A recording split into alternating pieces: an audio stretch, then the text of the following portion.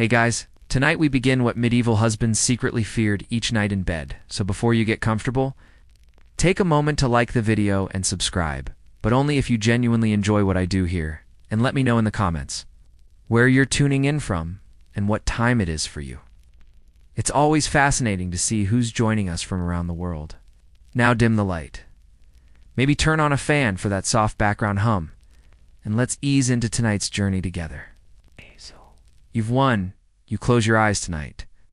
You probably take it for granted that nothing unexpected will happen while you sleep. Your mattress is stable. Your house is secure. And even if you share a bed, you most likely do not fear for your life in the quiet darkness. For medieval men, however, the simple act of lying down at night could be a far more complicated matter. Husbands of the Middle Ages, whether peasants, merchants, or even nobles, carried with them a variety of fears when it came time to sleep beside their wives. Some were superstitious, some practical, and some brutally physical. Together, these nightly anxieties tell us something about how fragile and precarious daily life was in the centuries between the fall of Rome and the dawn of modern Europe. To understand these fears, you first need to picture the medieval bed itself. It was not the wide, stable, quiet mattress you might imagine from a fairy tale. Instead, it was a rough wooden frame, often filled with straw, feathers, or wool materials that sagged, shifted, and bred pests. A bed was not only a place of rest, it was where business was conducted. Children were born, the sick were nursed, and the dying breathed their last. Husbands had to share this crowded space not only with their wives but sometimes with children, servants, or even visiting travelers. The very structure of the medieval bed meant that rest was often a chaotic and fragile affair. But more pressing than the discomfort were the hidden dangers and expectations that lay within the bed. For many men, the fear began with the most basic reality of marriage itself, the possibility of death during childbirth. A husband might watch his wife slip into labor during the night, powerless to help, with no midwife nearby. Medieval women frequently died giving birth. Men lived with a quiet terror that the bed they shared in intimacy might also become the scene of blood and death. Imagine a husband lying awake, half listening to the breath of his pregnant wife, wondering if the next turn of the night would bring a crisis he could neither prevent nor bear. Beyond childbirth, there were also the fears of the church. Medieval church had much to say about what happened in bed between a husband and wife. Strict regulations dictated when intercourse was permitted and when it was forbidden on feast days. During Lent, Advent, and Fridays, among many other occasions, for a husband, the nightly act of lying beside his wife came with the lurking fear of committing a sin without even fully realizing it. Did the calendar forbid intimacy that night? Would the act itself doom him to confession and penance? These quiet concerns haunted men who wanted to be good Christians, but also lived under the natural urgencies of the body. There was also the more immediate and earthly fear of betrayal. Marriages, particularly among the peasantry, were not always affairs of deep affection. A husband might worry that his wife's loyalties were divided, that she might share secrets or affections with another. Beds were not only sites of love, but also of whispered conversations. And in a world where inheritance and property passed through the male line, a husband lay awake with the gnawing question: was the child in his wife's belly truly his own? This suspicion, as old as marriage itself, could turn the shared bed into a chamber of quiet doubt. The bed was also a space where illness spread quickly. In an era before modern medicine, disease traveled by proximity, by breath, and by touch. Husbands feared that lying next to a coughing, sweating, feverish wife might mean sharing her sickness by morning. The Black Death, which ravaged Europe in the 14th century, heightened this anxiety to an almost unbearable degree. Husbands who once slept beside their wives now faced the terrible choice: stay close and risk death, or distance themselves and seem heartless. But the bed, once a symbol of union, could become a place of lethal contagion. And then there were the more practical fears, the small but gnawing ones: bedbugs, lice, and fleas-infested straw mattresses. These pests were not mere annoyances. They spread disease, caused itching that ruined sleep, and left behind sores that could fester. A husband might dread the long hours of the night, scratching in the dark, knowing that no amount of shaking out the bedding would fully rid it of vermin. Add to this the cold of a drafty medieval house, the smoke from an indoor hearth, and the noise of animals kept inside at night, and the bed became a place where rest was constantly interrupted. Still deeper, there was a cultural fear of the night itself. Darkness was associated with demons, witches, and spirits. Husbands feared that lying down left them vulnerable to nocturnal attacks, both supernatural and human. Dreams were seen as potential visitations from the devil, and many men worried that sinful thoughts during sleep could still count against them. Night was also a time of danger from without. Thieves, rival families, or even soldiers could burst into a home. Finding the husband helpless and unarmed in bed, the vulnerability of lying prone, half-conscious, with his wife beside him, was a nightly source of unease. All of these fears childbirth, sin, betrayal, disease, vermin, spirits. Intruders swirled together to create an atmosphere of unease around the medieval bed. To lie down was not simply to rest. It was to enter a space of risk, responsibility, and moral weight.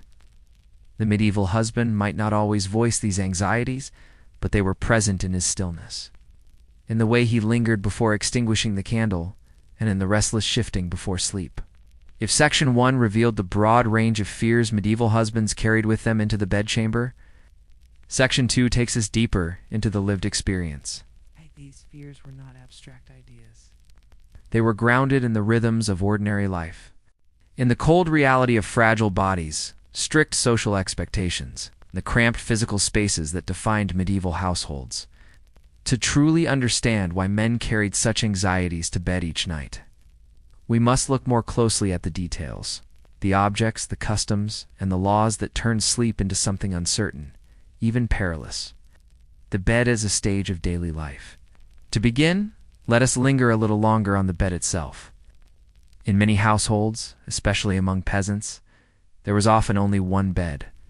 The very word bed did not always mean a private chamber, but a shared pallet, sometimes placed in a corner of the main room, not far from the hearth. Husbands and wives slept there, but so too did children and sometimes unmarried relatives. In households that took in travelers or laborers, a bed might even be shared with strangers. This communal sleeping arrangement created layers of unease. For a husband, there was rarely privacy. Every cough, shift, or whispered word could be overheard. Every movement of intimacy risked the presence of silent witnesses. In noble households, where larger four-poster beds with curtains became fashionable, privacy was possible but not guaranteed. Curtains served to keep out drafts, but also to separate the sleepers from servants or attendants, who sometimes shared the same chamber. Even kings were rarely alone at night. Chroniclers record that nobles often slept surrounded by trusted retainers, not out of comfort, but out of fear of assassination, fear of betrayal, and fear of being caught unguarded in the most vulnerable of states. The bed was thus not a simple piece of furniture. It was a stage upon which nearly every major event of human life was played. Birth took place in it, illness lingered within it, and death almost always occurred upon it. Bed was to participate in a cycle of life and death. A husband, slipping between waking and sleep, knew that what began as a place of rest could at any moment become a chamber of crisis. Childbirth. The husband's silent terror, one of the most pressing fears, was childbirth. Now in the medieval world, maternal mortality was high. Perhaps as many as 1 in 10 women died as a result of pregnancy or childbirth complications. Husbands, though often kept at the margins of the birthing process itself, were not free from the weight of its dangers. When a wife's labor pains began at night, a husband could do little but summon a midwife or fetch female neighbors. He had no medical training and few resources to help. He might pace outside the chamber, listening to the cries and prayers. Knowing that both wife and child could be lost before dawn, the bed then became a site of dread anticipation. Men feared that the joy of intimacy might transform into the agony of loss. This was no abstract worry, but a reality many experienced. A husband might marry again and again, each time losing a wife to the bed of childbirth. Behind the nightly act of lying beside one's wife was always the shadow of what that intimacy could cost. Sin, guilt, and the burden of the church religion further intensified the anxieties of the marital bed. The church held strong opinions about when and how intimacy could occur. Husbands were warned that intercourse on holy days during times of fasting, or when a wife was pregnant, could endanger their souls. The sheer number of forbidden days meant that much of the year was marked off limits. One medieval writer even calculated that fewer than 100 days in the year were truly free of restrictions. For a husband who longed for intimacy, the bed became a place of moral confusion. Did his desire make him sinful? Would the act they shared that night condemn them both to hell unless confessed to a priest? Even dreams were not safe. Nocturnal emissions were sometimes viewed as signs of weakness or demonic temptation. A man could wake in shame, fearing that his very body had betrayed him. To lie down beside one's wife, then, was to enter not just a physical space, but a spiritual battlefield. Husbands feared not only the judgment of their wives, but the eternal judgment of God. Suspicion and betrayal in the bedchamber. Another shadow that loomed in the bed was suspicion. Inheritance mattered deeply in the medieval world, for property was passed from father to son. A husband therefore carried the constant anxiety of whether his wife's children were truly his heirs. Even whispered rumors of infidelity could destroy a man's sense of security. Unlike modern societies, medieval villages were small, intimate, and filled with gossip. A husband lying awake beside his wife might quietly wonder whether the child she carried was born of their union or another man's. The bed, rather than reassuring him, could amplify his unease. It was the very place where trust and betrayal overlapped. Legal documents reveal how deeply these anxieties ran. Inheritance disputes often hinged on questions of legitimacy. Husbands, therefore, carried to bed not just affection, but also the burden of legal responsibility, knowing that their family's future depended on the fidelity of the woman lying beside them. Illness and contagion, the fragility of medieval health added another layer of fear. A cough in the night, a sudden fever, or a fit of sweating could spell disaster. Without medical knowledge, husbands often feared the worst. To share a bed with someone ill was to risk catching their sickness, yet to refuse the bed was unthinkable. It would mean neglecting one's spouse. This fear grew acute during times of plague. When the Black Death struck Europe in the 14th century, families were torn apart by suspicion. Husbands feared their wives' coughs, wives feared their husbands' fevers. In some accounts, men abandoned their sick spouses, terrified of sharing the same bed. The very symbol of unity, the marital bed, became a site of separation and fear. Even outside of plague years, disease was never far. Tuberculosis, smallpox, and fevers haunted the household. A husband who kissed his wife goodnight might quietly wonder whether her touch would bring him sickness by morning. Pests and physical discomfort, not all fears were dramatic. Many were simply mundane. Straw mattresses were breeding grounds for lice, fleas, and bedbugs. These pests caused relentless itching and carried disease. Rats might scurry through the bedchamber. Drafts chilled the room, making sleep uneasy. A husband might lie awake, shivering, scratching, and listening to the restless breathing of his family. The discomfort of the bed should not be underestimated. Unlike today's notion of sleep as a peaceful retreat, medieval men expected rest to be partial, interrupted, and uncomfortable. The husband's nightly fear, then, was not only of great dangers, but of the slow exhaustion of sleeplessness itself. Fear of the night and the supernatural beyond the physical world, medieval husbands feared what could not be seen. Night was believed to be the time when demons prowled and witches worked their spells. Men feared that lying in bed made them vulnerable to supernatural attack. Tales circulated of incubus demons who visited women at night, and of spirits who smothered sleepers. Dreams were thought to carry warnings or temptations from the devil. For husbands, This meant that lying beside a wife was not necessarily a shield. She too might be visited in dreams, tempted, or even bewitched. Some men feared that women closer to the mysteries of childbirth and blood were more vulnerable to demonic influence. Thus, sleep itself became a spiritual risk. Vulnerability. To violence finally, there was the ever-present fear of intrusion. Unlike modern houses with locks and secure walls, medieval homes were vulnerable. Doors were flimsy, windows often unshuttered, and neighbors lived close. Husbands knew that thieves or rivals might burst in during the night, to be caught unarmed.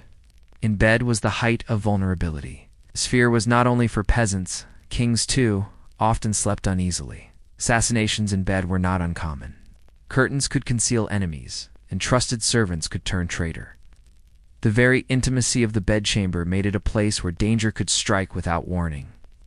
The husband's silent burden. When we gather these strands together, we see that medieval husbands carried to bed a complex burden.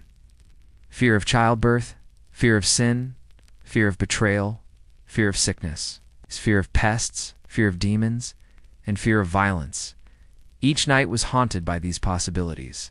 The bed was not simply a place of rest, but a crucible of anxieties. And yet, despite these fears, men lie down night after night. The very ordinariness of it is striking. To us, sleep is simple. To them it was charged with risk. The medieval husband lived in a world where even the most basic human act, closing one's eyes beside a spouse, was fraught with danger. But which of these fears most deeply shaped the way men behaved in their marriages, their homes, and their eyes? Faith? Was it the constant threat of death and childbirth? The oppressive guilt imposed by the church? Or the vulnerability to unseen demons and human foes alike? In sections 1 and 2, we explored the fears medieval husbands carried with them into the bedchamber, the dread of childbirth, the weight of sin, suspicion of betrayal, the danger of illness, and the constant vulnerability of night itself. Now in this final section, we turn toward resolution. What did these fears mean for daily life? How did husbands live with them, adapt to them, and transform them into the fabric of their marriages and communities? To understand the medieval bed is to see how ordinary men navigated fragility, duty, and faith, not only in their waking hours, but also in the long hours of the night. The fear of childbirth and the bonds of family childbirth, perhaps the most concrete fear, shaped not only the way husbands saw the bed, but also how they saw their families. Ow. Men often stood helplessly at the edge of the birthing chamber, excluded from the event yet bound by its outcome. Their wives might survive or die, the child might live or perish, and the husband would be left to rebuild his household either way. These repeated dangers meant that marriages were often marked by cycles of loss and renewal. Husbands might remarry several times, each new marriage carrying with it the quiet fear that tragedy would return. The bed was therefore not simply a place of intimacy, it was a reminder of mortality. For husbands, each night beside a pregnant wife carried both hope and dread. Yet this dread also reinforced the bonds of family, a man's duty to care for his wife during her confinement. To provide food, firewood, and a safe household became a way of transforming fear into responsibility. In this sense, the fear of childbirth made the bed into a place of duty as much as desire. Husbands learnt to live with the knowledge that what happened in the intimacy of marriage could have life or death consequences. Sin and the shaping of conscience, the church's regulation of the bed, created a different kind of burden. Husbands, caught between desire and duty, lived under the weight of guilt. Yet this fear of sin did not only oppress, it also shaped the conscience. To lie awake wondering whether an act was permitted or forbidden was, in itself, a kind of training in obedience. Husbands learnt to count the days, to consult priests, and to regulate their impulses. The bed became a school of discipline. Even dreams which could not be controlled were interpreted as tests of faith. A man who woke in shame might turn to confession, prayer, or acts of penance. Thus, the nightly fear of sin reinforced the authority of the church in daily life. Yet it also created quiet resistance. Husbands and wives, in the privacy of their bed, sometimes ignored the prohibitions, trusting that God would forgive what the body required. In this way, The bed became not only a site of fear, but also of negotiation between desire and discipline, between church law and human need, suspicion, inheritance, and the fragility of trust, the fear of betrayal, of illegitimate heirs touched at the heart of medieval masculinity. For a husband, the bed was the place where trust was most tested. Suspicion could poison intimacy, turning nightly rest into restless doubt. Yet because inheritance was at stake, husbands could not ignore the possibility. This fear led to legal practices that sought to secure legitimacy. Witnesses were sometimes present at weddings to confirm the union. Communities gossiped and policed reputations. Husbands, though privately anxious, often relied on the public scrutiny of their neighbors to ensure fidelity. The bed, though intimate, was never wholly private. But here lies the paradox, the very vulnerability of the bed. Its openness, too. Suspicion and betrayal also forced couples to navigate trust more carefully. A husband who lay beside his wife each night had to choose whether to believe in her loyalty or to let doubt corrode the union. Sight of suspicion, but of reconciliation. Fear, though constant, could also give rise to deeper bonds of trust. Illness, pestilence, and the search for remedies. When we turn to illness, we see another way fear shaped daily practice. Husbands feared contagion, but they also became caretakers. Lying beside a feverish wife, a man might fetch herbs, heat water, or summon a healer. Fear spurred action. The vulnerability of the bed demanded resourcefulness. In noble households, this often meant hiring physicians. Though their treatments were rarely effective, among peasants, it meant relying on herbal knowledge, charms, and prayers. Husbands lived with the awareness that sickness might spread through touch, but they also knew that abandonment was unthinkable. To share a bed was to share risk. The Great Plagues intensified these fears, but they also reshaped the meaning of the bed. Whole families died together in their homes, still lying side by side. Husbands who once feared contagion learnt that there was no real escape. To live was to risk death together. The bed, once a site of anxiety, became instead a site of solidarity in the face of inevitable loss. Nightly discomfort and resilience, the more mundane fears of lice, fleas, rats, and drafts did not vanish. But husbands learnt to endure them. Bedding was shaken out, herbs were strewn to ward off pests, and fires were kept burning to drive away cold. Fear of discomfort became part of the nightly routine, a reminder that rest was something earned, not assumed. In this sense, the bed trained resilience. Husbands grew accustomed to waking several times in the night, 2 scratching at bites, and 2 sharing space with children and animals. What might seem unbearable to us was simply the rhythm of life to them. Ow. Fear of poor sleep gave way to acceptance, and acceptance to endurance. The night as a time of vulnerability and prayer, perhaps the most profound fear was of the night itself. Darkness was not merely the absence of light. It was the presence of danger. Demons, thieves, and enemies all seemed nearer after sunset.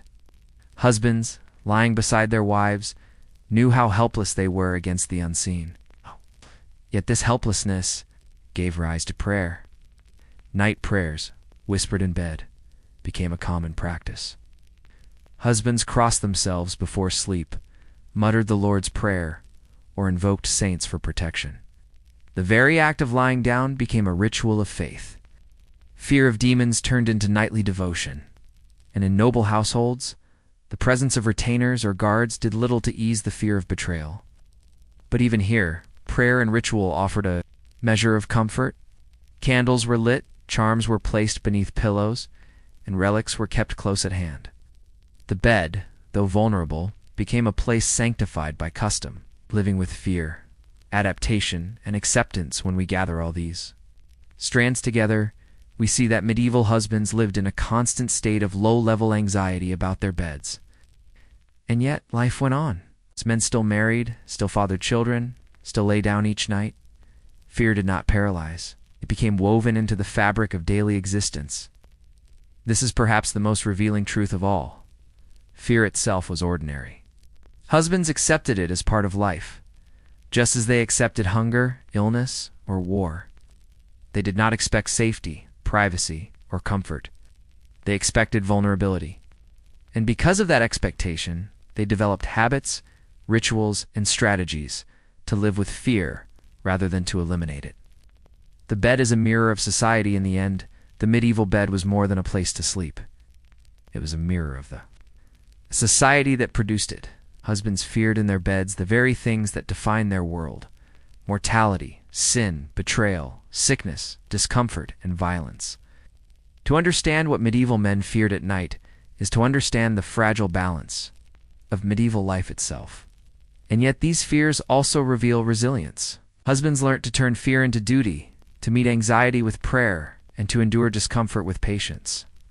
The medieval bed, for all its dangers, became a training ground for faithfulness, discipline, and endurance. Reflection. Then and now, as you lie in your own bed tonight, consider how different your fears are. You may worry about tomorrow's tasks, about bills or deadlines, but you likely do not fear childbirth in the next room, or bedbugs gnawing at your skin, or demons stealing into your dreams. You probably lock your doors and feel safe from thieves. You probably believe your health will not be undone by a single night's closeness with your spouse. The medieval husband had none of these assurances. His bed was a place of constant danger, a fragile sanctuary in a hostile world, and yet he endured. He lay down, night after night, beside his wife, carrying fears both spoken and silent. Perhaps this is the lesson the medieval bed offers us, that even in the presence of fear, life goes on. Fear shapes us, disciplines us, and reminds us of our fragility.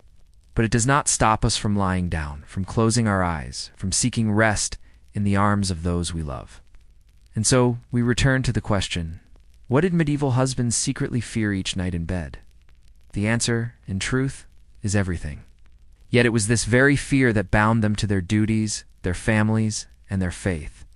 Fear was not the end of rest, it was the companion of rest. And through that uneasy companionship, medieval men endured the long darkness of the night. When you imagine a medieval bedchamber, you may picture a quiet, private room with a heavy wooden door, perhaps hung with a tapestry and warmed by a fire. But the reality for most medieval men was starkly different. The spaces in which they slept often created as much anxiety as comfort. If the bed itself carried fears of childbirth, sin, betrayal, and illness, the room that housed it added its own layers of unease. The very architecture of medieval sleeping spaces shaped how husbands experienced the long hours of the night.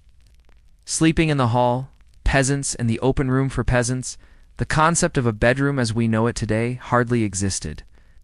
Instead, the family often slept in the main hall of the house, the same room used for cooking, eating, and daily labor. A straw-filled pallet or a rough wooden frame in one corner served as the family's sleeping area. The hearth was nearby, sometimes still glowing from the day's fire, but so too were the animals. Chickens roosted, dogs curled by the fire, and in colder climates, even cows or pigs might be brought indoors for warmth. For husbands, this meant that the act of lying down with one's wife was never entirely private. Children often slept nearby, and the noises of livestock punctuated the silence of night. Fear was not only about the intimacy of the bed, but also about the openness of the space. A creak at the door or the rustle of hay might be a rat, or it might be an intruder. The architecture offered little separation between family and stranger, between sanctuary and exposure, the manor and the noble bedchamber in noble households. The architecture of the bedchamber was more elaborate, yet no less fraught with anxiety. The great hall often served as the central space for feasting and business, but private chambers branched off for sleeping. These chambers were sometimes lavishly decorated with painted walls, tapestries, and large four-poster beds. But here, too, privacy was rare. Noble husbands did not sleep alone with their wives. Servants frequently shared the chamber, sleeping on pallets or benches. Trusted retainers might be stationed nearby for protection. Even the thick curtains around the bed could not fully guarantee solitude. For a husband of rank, the fear was not of isolation, but of surveillance of eyes and ears, always present. of secrets overheard, of vulnerability, even in apparent luxury. Doors, locks. And the fragility of security, perhaps the most striking architectural feature of the medieval bedchamber, was its lack of secure boundaries. In peasant cottages, doors were simple wooden planks, easily lifted from their hinges, or broken locks, if present at all, were crude and unreliable.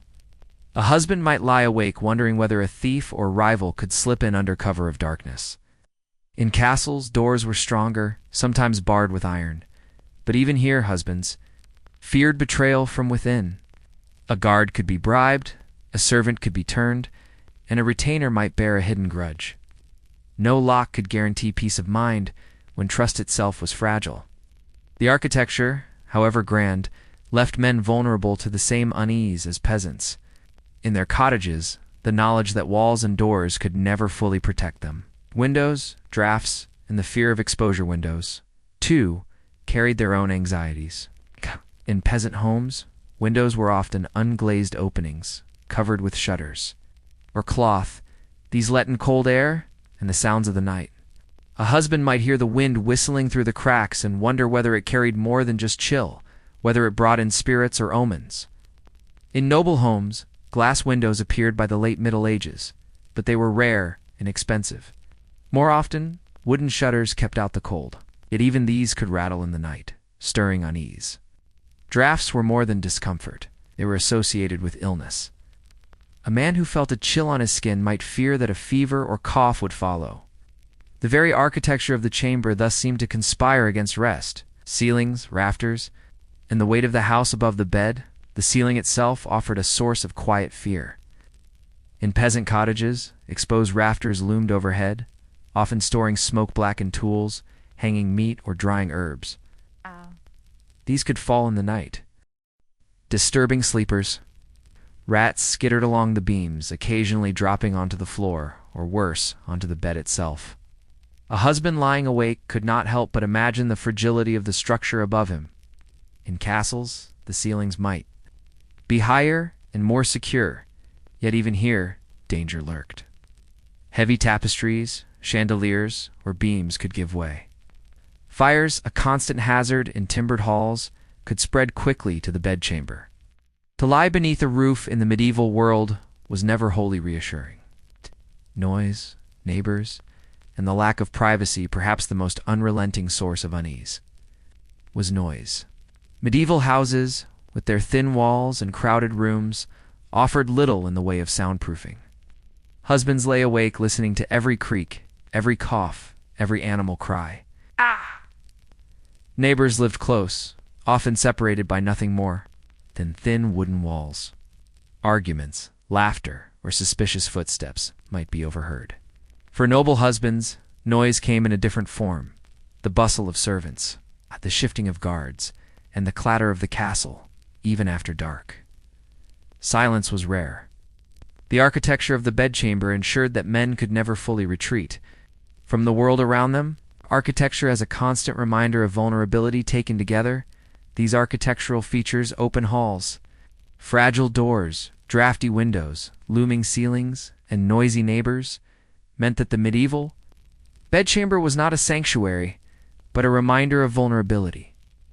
A husband lying beside his wife carried not only the fears of intimacy, childbirth, and sin, but also the unease of never being fully protected by the space around him.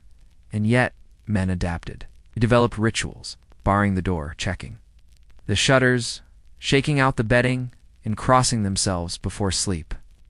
These nightly habits were not only practical, but also psychological. They reassured husbands that, within the limits of their fragile architecture, they had done what they could. But did these rituals truly ease their fears, or did they only remind them of how precarious safety really was? Could any curtain, lock, or prayer truly transform the bedchamber into a place of peace? Or was the very design of medieval homes destined to keep husbands restless through the long hours of the night? If the medieval bedchamber itself could not guarantee peace, then husbands turned to rituals and physical barriers for reassurance. Some were practical curtains, locks, and bolts. Others were symbolic prayers, charms, and gestures meant to shield against unseen forces. Together, these protections reflected a deep and lingering anxiety, the fear that the night was never fully safe. The bed curtains, privacy, and superstition in noble households. One of the most recognizable features of the bed was its heavy curtains. Hung on a wooden frame around the bed, these curtains were meant to provide warmth and a degree of privacy. They kept out drafts and shielded sleepers from prying eyes. For husbands, however, curtains carried both comfort and unease. On one hand, drawing them closed created a sense of enclosure, a small world set apart from the noisy chamber. On the other hand, the very act of pulling them shut created blindness. What might be stirring just beyond the fabric? A servant entering silently, a rival creeping through the chamber, or even a wife rising with a hidden purpose. None of these could be seen if the curtains were closed too tightly. Superstitiously, curtains also had associations with the womb, enclosing the sleeper as if in a protective cocoon. To medieval husbands, this might remind them of their wife's childbearing body and the fears attached to it. The curtains gave comfort, but they also mirrored the very anxieties the bed carried, safety shadowed by secrecy. Locks and bolts. The illusion of security doors in medieval homes varied widely. In peasant cottages, a simple latch or wooden bar might secure the entrance. In castles, iron bolts and bars reinforced the door to the bedchamber. Husbands often insisted that these be checked before sleep, sometimes more than once. The ritual of securing the door was part of easing their unease, yet everyone knew locks were imperfect, wood could splinter, hinges could be lifted, and keys could be stolen or copied. Husbands understood this, and so their nightly act of securing the chamber was often more about calming the mind than preventing intrusion. Locks created the illusion of safety, but never certainty. Rituals before sleep beyond physical protections. Husbands engaged in rituals rooted in religion and custom, crossing oneself before lying down, reciting the Lord's Prayer, or invoking a favorite saint were common practices. Many carried amulets, small crosses, relics, or charms stitched into the bedding. Some sprinkled holy water near the bed or placed blessed herbs under the pillow. These rituals were as much about psychological comfort as divine protection. For a husband, whispering a prayer before sleep reassured him that he had acknowledged the dangers of the night and placed his trust in God. If harm came, it would be by divine will, not neglect. Night watches and rotations in wealthier households, protection went beyond locks and prayers. Guards or watchmen were stationed near the chambers of lords and important figures. These men rotated through the night, ensuring that the master's sleep was not disturbed. A noble husband might sleep more easily, knowing that retainers stood between him and the world outside. But this, too, was a double-edged comfort. Relying on guards meant trusting their loyalty, and trust was fragile. Stories abounded of betrayals. In the night, of guards bribed or persuaded to look away, of retainers themselves turning assassin. A husband might lie awake wondering whether the men outside his chamber were his protectors or his greatest danger. The symbol of keys, small though they were, held enormous symbolic power. To hold the key to the bedchamber was to control access to intimacy and safety. Wives often wore keys at their belts as symbols of authority over the household, while husbands carried them as symbols of control over entry and exclusion. At night, the presence of the key could either soothe or trouble a husband. If his wife held it, did that give her too much power? If he kept it himself, could it be lost or stolen? The key represented the fragile line between security and vulnerability. The fear of what rituals could not prevent, perhaps the deepest. Unease of all came not from locks or curtains, but from the knowledge that these could never guard against the most feared dangers: sickness, betrayal, and the unknown workings of fate. A husband might close the curtains, bolt the door, and whisper his prayers, yet still lie awake, knowing that none of this could prevent illness from sweeping through the household or misfortune from striking at dawn. For all their ritual protections, medieval men knew that night remained beyond their control. The curtains softened, the locks delayed, and the prayers comforted, but the darkness was never banished. Ritual as resignation, and so every night, husbands performed their rituals not because they truly believed they were safe, but because the act of doing so gave shape to their fears. To draw the curtains, to bar the door, to cross oneself. These gestures acknowledged danger while at the same time admitting that no man could truly command the night. The ritual was a form of resignation. It said, "I have done what I can. The rest is in God's hands." But what happens when even these rituals fail, when the husband's worst fears come to pass, despite locks, curtains, and prayers? How did men interpret the failures of their nightly protections? And what did these failures teach them about the fragility of their own power? For medieval husbands, the most unsettling dangers of the night were not always the ones that could be barred with locks or held back by curtains. Some came from within, from the restless workings of the mind, stirred by fear, hunger, or illness. Dreams and nightmares carried a weight that modern sleepers can scarcely imagine. To medieval men, dreams were not merely random images, were warnings, messages, or even attacks from beyond. In bed, alone with the darkness and his own imagination, a husband could find himself more terrified of what rose in his sleep than of anything that might intrude from outside. Dreams as divine or demonic messages, Christian teaching in the Middle Ages often walked a fine line when interpreting dreams. Some church authorities dismissed dreams as illusions, nothing but the byproducts of digestion or a restless mind. Others warned that dreams could be snares of the devil, designed to lead men astray. Yet there were also those who believed dreams could carry divine messages, glimpses of truth granted by God or angels. For the ordinary husband, this uncertainty was maddening. Dream of his wife speaking in strange tones, of his home burning, or of a stranger's hand at his throat. What did such visions mean? Should they be dismissed as nonsense or feared as prophecy? Many men, cautious of being deceived, leaned toward suspicion. Better to treat a dream as a possible warning than to ignore it and risk divine rebuke. Nightmares of infidelity and betrayal, few dreams struck more fear in the heart of a husband than those of betrayal. To dream of one's wife in the arms of another, or whispering with a rival, was often taken as more than mere fancy. Such a vision might stir suspicion by day, gnawing at the fragile trust on which medieval marriages often rested. Some medieval texts even warned husbands not to ignore such dreams, for they might reveal hidden truths. Chroniclers tell of men who woke from disturbing dreams only to act on them, spying on their wives, interrogating servants, or even accusing their spouses of disloyalty. A dream could plant a seed of doubt that grew into lasting fear. The nightmare of the incubus, perhaps the most dreaded of all nocturnal visions, was the visit of the incubus, demonic being believed to prey on sleepers, especially women, but feared by men as well. The incubus was said to sit upon the chest of the sleeping victim, pressing down until breathing became difficult. To a medieval husband, such an experience might be explained as an evil spirit tormenting his household. The terror was heightened by the fact that what we now call sleep paralysis was a very real phenomenon, and without modern science to explain it, men turned to the language of demons. A husband who awoke paralyzed, struggling for breath, might believe himself under direct assault from the unseen. And if the incubus visited his wife, it could be interpreted as both a spiritual and sexual violation, a danger that no lock or curtain could prevent. It's nightmares and guilt. Not all disturbing dreams came from demons.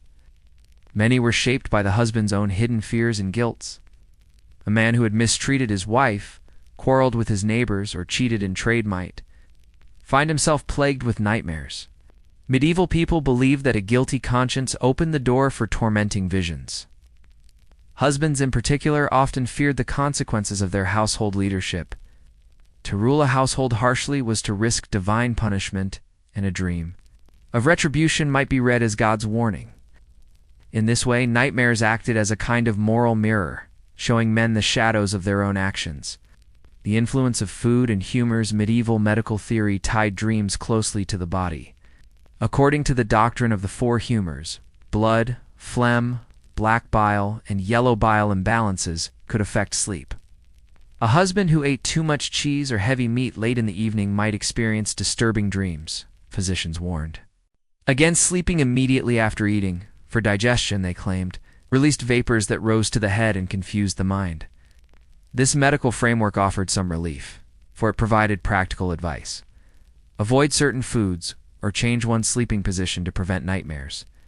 Yet it also reinforced fear. If a food could influence dreams, then every bite carried the risk of opening the door to terrifying visions. The fear of prophecy, a further source of unease, was the widespread belief that dreams could foretell the future. Ancient texts, preserved and reinterpreted by medieval scholars, suggested that some dreams contained hidden truths. A husband might wake convinced that his dream of wolves meant danger to his flocks, or that a vision of fire foretold disaster for his household. The anxiety came not only from the dream itself, but also from the question of what to do about it. Was it possible to avert fate by changing one's actions? Or would such attempts prove futile, since destiny was in God's hands? Many men chose to treat dreams with solemn respect, altering their behavior in subtle ways. A dream might prompt extra caution, new prayers, or even a decision to delay travel or trade. Dreams as proof of weakness, dreams also exposed vulnerability in another sense. To dream vividly and fearfully was to admit that one could not fully control one's mind or body. Husbands who prided themselves on strength and authority often felt uneasy when plagued by visions they could not command. To wake trembling from a nightmare was to confront the truth that beneath the authority of household and land, a man was still fragile in the privacy of his own bed. Nightmares shared by couples, it is worth noting that dreams were not always private. In many medieval marriages, husband and wife shared the same bed. A husband might recount his dream to his wife in the morning, or she might wake to his cries in the night. In some cases, couples interpreted dreams together, treating them as messages for the household as a whole. But such sharing also carried risks. A husband confessing a dream of betrayal might reveal his own insecurities, or even plant doubt in his wife's mind. Nightmares could thus shape not only the man's private fears, but also the delicate balance of trust between spouses. Coping with the unseen, how then did husbands attempt to guard against these nocturnal terrors? Many relied on spiritual protections, sleeping with a crucifix, reciting prayers before bed, or placing protective herbs near the pillow. Some avoided heavy foods or sought advice from physicians. Others simply accepted the dreams were beyond control, resigning themselves to the belief that they were glimpses of divine will. But whatever strategies they employed, the fear remained. Dreams reminded husbands that the night was not theirs to command. Beyond the curtains, beyond the locks, lay a realm of visions that no man could master. The lingering question as a husband lay awake after a nightmare, heart racing, body tense, he might ask himself the most troubling question of all. Was the dream only a shadow of his mind, or was it a warning he could not ignore? If the dream carried truth, what danger waited in the waking world? For a medieval husband, lying down at the end of the day was not simply the closing of his eyes. The act of rest carried with it an awareness of responsibility, both spoken and unspoken. To command a household meant bearing its burdens, and those burdens rarely went to sleep when he did. Instead, they lay beside him like a silent weight, pressing into the darkness of his mind. The household as a fortress, the medieval household, was not merely a home, it was an institution, a miniature kingdom. Man's role as husband and master placed him at the center of that kingdom's defenses. He was expected to keep provisions stored, tools repaired, animals fed, and servants properly ordered. Night heightened this sense of responsibility. Darkness was an equalizer. Thieves, wolves, and misfortune were all more dangerous when unseen. As the household slept, the husband often felt as though he alone bore the watch. Even when he trusted his servants or sons to keep an ear open, it was his authority that would be judged if anything went wrong. To rest was therefore to gamble. He had to believe that his gates were closed, his dogs alert, and his barns secured. But as he lay in bed, doubts gnawed. Was the latch truly fastened? Would the night guard stay awake? Could the cow calve safely without assistance? Bread and grain. The silent fear of shortage. Few things brought more anxiety than food security. In many regions of medieval Europe, harvests were unpredictable. Poor yield could mean hunger not just for a season but for years, as grain prices soared and reserves dwindled. His husbands, as heads of households, were responsible for ensuring that enough food was stored. Barley, rye, wheat, and oats. These were not merely crops, but lifelines. Every sack of grain had to be measured and guarded against rot, rats, and theft. A husband lying awake at night might replay the tally of his stores, worrying if the calculations had been correct. What if rain spoilt the hay and the cattle went hungry? What if thieves raided the granary while the village slept? Hunger was not an abstract fear. It was a recurring specter in medieval Europe, and it haunted men most when the house was still and their minds wandered in the dark. The fragile balance of debt and obligation money weighed heavily too. Few husbands escaped debt, whether from paying rent to a lord, dues to the church, or obligations to creditors. To fail in these duties was to risk not only one's land, but also one's honor. In bed, the day's reckonings could return like shadows. The memory of a merchant's stern face, or a steward's reminder of unpaid dues, might twist into dread.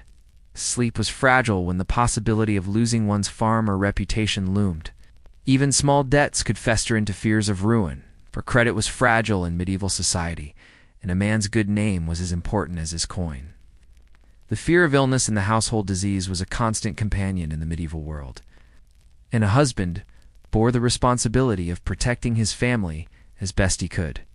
When children coughed in the night, or a wife whispered of pain, his mind would stir with unease. Small fever might become a deadly illness.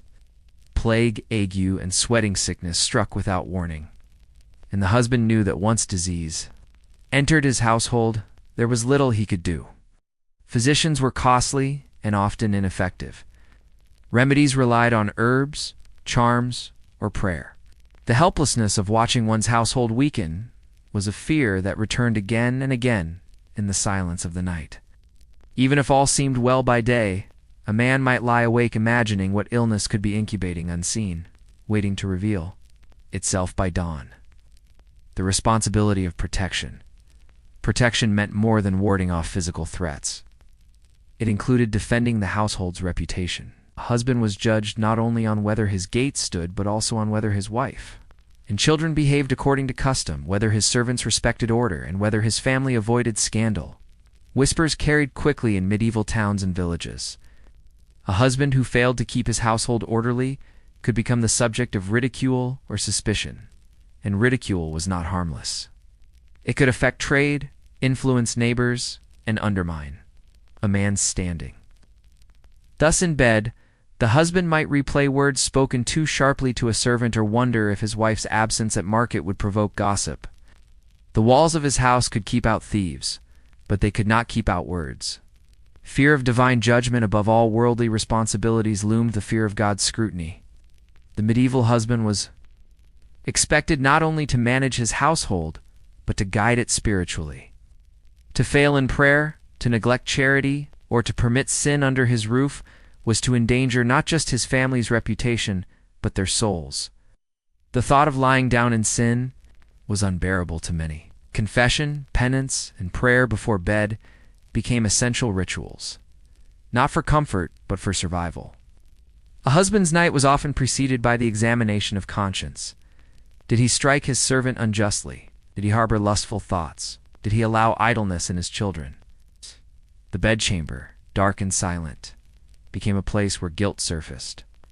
He feared not only earthly consequences, but also eternal ones. What if he did not wake? What if death claimed him in his sleep, and his sins went unconfessed? Sleep is a surrender of authority. The hardest truth for many husbands to accept was that sleep itself was a surrender. By closing his eyes, he relinquished the vigilance that defined his role. Others would keep the watch, or no one would. The night, in that moment, belonged to chance. This loss of control gnawed deeply. A husband who prided himself on command over his land, animals, servants, and family suddenly had no power. His authority ceased at the edge of sleep. If a fire started, he might not wake in time. If raiders came, he would be the last to rise. If his wife or child sickened, he might not hear until it was too late. To sleep was, in some ways, to risk failure. The endless question of enough in the quiet moments before sleep. The same question circled in the husband's mind. Had he done enough? Had he secured enough grain, paid enough debts, prayed enough for his family's souls? There was never a final answer. The duties of a household never ended, and the husband's mind, restless in the night, never ceased to measure them. The lingering fear as the candles burnt low and silence filled the room. The husband might feel the heavy truth pressing in, that he was only one man, with limits to his strength and knowledge. And yet society, family, and faith demanded that he be more guardian, provider, judge, and priest. And so the question lingered in the dark. If he failed in his duties tonight, what would dawn reveal? For the medieval husband, lying down at night was never a retreat into peace. The quiet of the chamber held too many reminders of how fragile life was, how icily the forces of nature could undo years of effort. Fires, storms, floods, and disasters that came without warning could reduce a household to ruin in a single night. And so, even in the softest of beds, the weight of such threats pressed heavily upon him. Fire, the ever-present shadow. Few things terrified medieval people more than fire. To modern eyes, fire is a tool under control, contained by stoves, chimneys, and brick hearths. But in the medieval world, fire was both friend and constant threat. The household relied on fire for light, warmth, and cooking. Yet every open flame, from the kitchen hearth to the candle beside the bed, carried the risk of disaster. Thatched roofs and timber walls turned homes into tinderboxes. Single spark could consume everything. Husbands, as the masters of households, bore the fear of this responsibility most keenly. Before bed, he would check the hearth, rake the embers, and cover the fire with ashes to keep it low until morning. He would snuff candles carefully, yet even then, doubt would creep in. Did a spark catch on the rushes strewn across the floor? Did a servant carelessly leave a taper burning? The terror lay in the suddenness of fire. A man might close his eyes in warmth and safety, only to wake with smoke choking his lungs and flames licking at the rafters. Entire medieval towns had been lost this way. Records speak of cities like London, Lubeck, and Rouen, reduced to smoldering ruins by fires that began in a single kitchen. For the husband, the night was haunted by the thought, what if my house is next? Storms. The wrath of the sky, if fire threatened from within, storms threatened from above. Medieval Europe experienced long winters, sudden gales, and violent summer. Thunderstorms that could break roofs and topple barns. Husbands feared these tempests, especially at night, when lightning lit the sky with unnatural brilliance and thunder shook the very timbers of the house. Superstition blended with fear, for storms were often seen as signs of divine displeasure. A bolt that struck a barn was not just a natural disaster, but possibly a punishment. The husband's mind could not rest easily. Would the roof hold? Hail flattened the fields he had labored to plant. Would high winds scatter thatch, exposing the family to cold and rain? Worse still, would the livestock panic and break free, leaving ruin by morning? For those who lived near the coast or rivers, storms meant more than noise. They carried the risk of flood. The sound of rising water was a terror that crept in gradually. Husbands who had seen neighbors lose fields, granaries, and even kin. Two floods knew that no matter how carefully one prepared, the water always had the final word. The fragility of buildings. The medieval home was not a fortress. Roofs leaked, walls shifted, beams rotted. Storms revealed these weaknesses mercilessly. At night, when wind pressed against the shutters and rain seeped through cracks, husbands could hear their houses protest the groaning of wood, the rattling of latches, and the whistling of drafts. Each sound carried unease. Was the structure giving way? Would the roof collapse upon the sleepers beneath it? Even monasteries, castles, and great halls were not immune. Chronicles tell of spires struck down, walls crumbling, and towers splitting under lightning or wind. If stone could fail, what hope did timber cottages hold? Thus, a husband lying in bed was often half listening, alert to the creak of beams or the snap of a branch outside. His sleep was light because his responsibility was heavy. The unpredictability of disaster, the most unsettling part of a natural Disaster was its unpredictability. Fire, flood, or storm could strike at any time. And unlike hunger or debt, which built slowly and could sometimes be managed, these disasters fell suddenly and without remedy. A husband might rise one morning to find his roof half gone, his field drowned, or his barn a pile of ashes. Months, even years of labor could vanish in a single night. This fragility shaped how men thought about their place in the world. Control was an illusion. To lead a household was to live in constant awareness that disaster was always waiting. The bedchamber, where one ought to feel secure, became a place where these thoughts pressed most heavily. Religious interpretations of disaster, the medieval husband rarely saw disaster as mere chance. Fire and storm were woven into the religious imagination of the time. To some, lightning was God's weapon against sinners. Floods recalled Noah's punishment. Fires were warnings of hell's torments. Thus, when a storm shook the night, husbands feared not only for their roofs, but for their souls. Was this disaster meant as a judgment? Had he failed in his duties as husband and master, and now the heavens were delivering their verdict? This fear was sharpened by sermons and chronicles that spoke of calamity as divine correction. A fire that consumed a town was explained as punishment for its pride. Storm that shattered crops was God's reminder of human frailty. Husbands, lying awake, often searched their conscience. What sin have I not confessed? What duty have I neglected? The burden of recovery, even when disaster spared a man's house, its shadow remained. He knew recovery from such ruin was slow, and often impossible. Villages burnt and were never rebuilt. Families ruined by floods sometimes vanished into poverty. The husband understood that his household stood on a fragile balance. It had no insurance, no government aid, and no reliable safety net. If fire or flood took everything, he and his family might depend on the charity of neighbors, or worse, become beggars. This knowledge gave sharpness to his nightly fears. Disaster was not only possible, it was final. The night is enemy. The medieval husband did not fear daylight disasters as keenly. By day, he could see, judge, and act. But at night, when all was hidden, disaster gained power.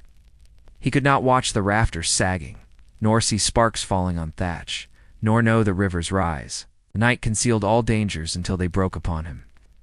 Thus, the night itself became an enemy. Sleep meant blindness, and blindness meant helplessness. Many husbands fought against it, dozing lightly, waking often to check doors, shutters, or embers. But exhaustion always claimed them eventually, leaving them vulnerable, yet unanswered. Question, and so the medieval husband, lying awake as the wind howled or silence pressed in, was haunted by one thought above all: if disaster comes in the night, will I rise in time to save my household, or will everything I have built vanish before dawn? The medieval husband bore many outward duties, providing for his family, defending his property, and maintaining honor before neighbors. Yet some of his deepest fears came not from enemies without, but from those closest to him. The household was not merely a private refuge. It was a network of loyalty, obligation, and power.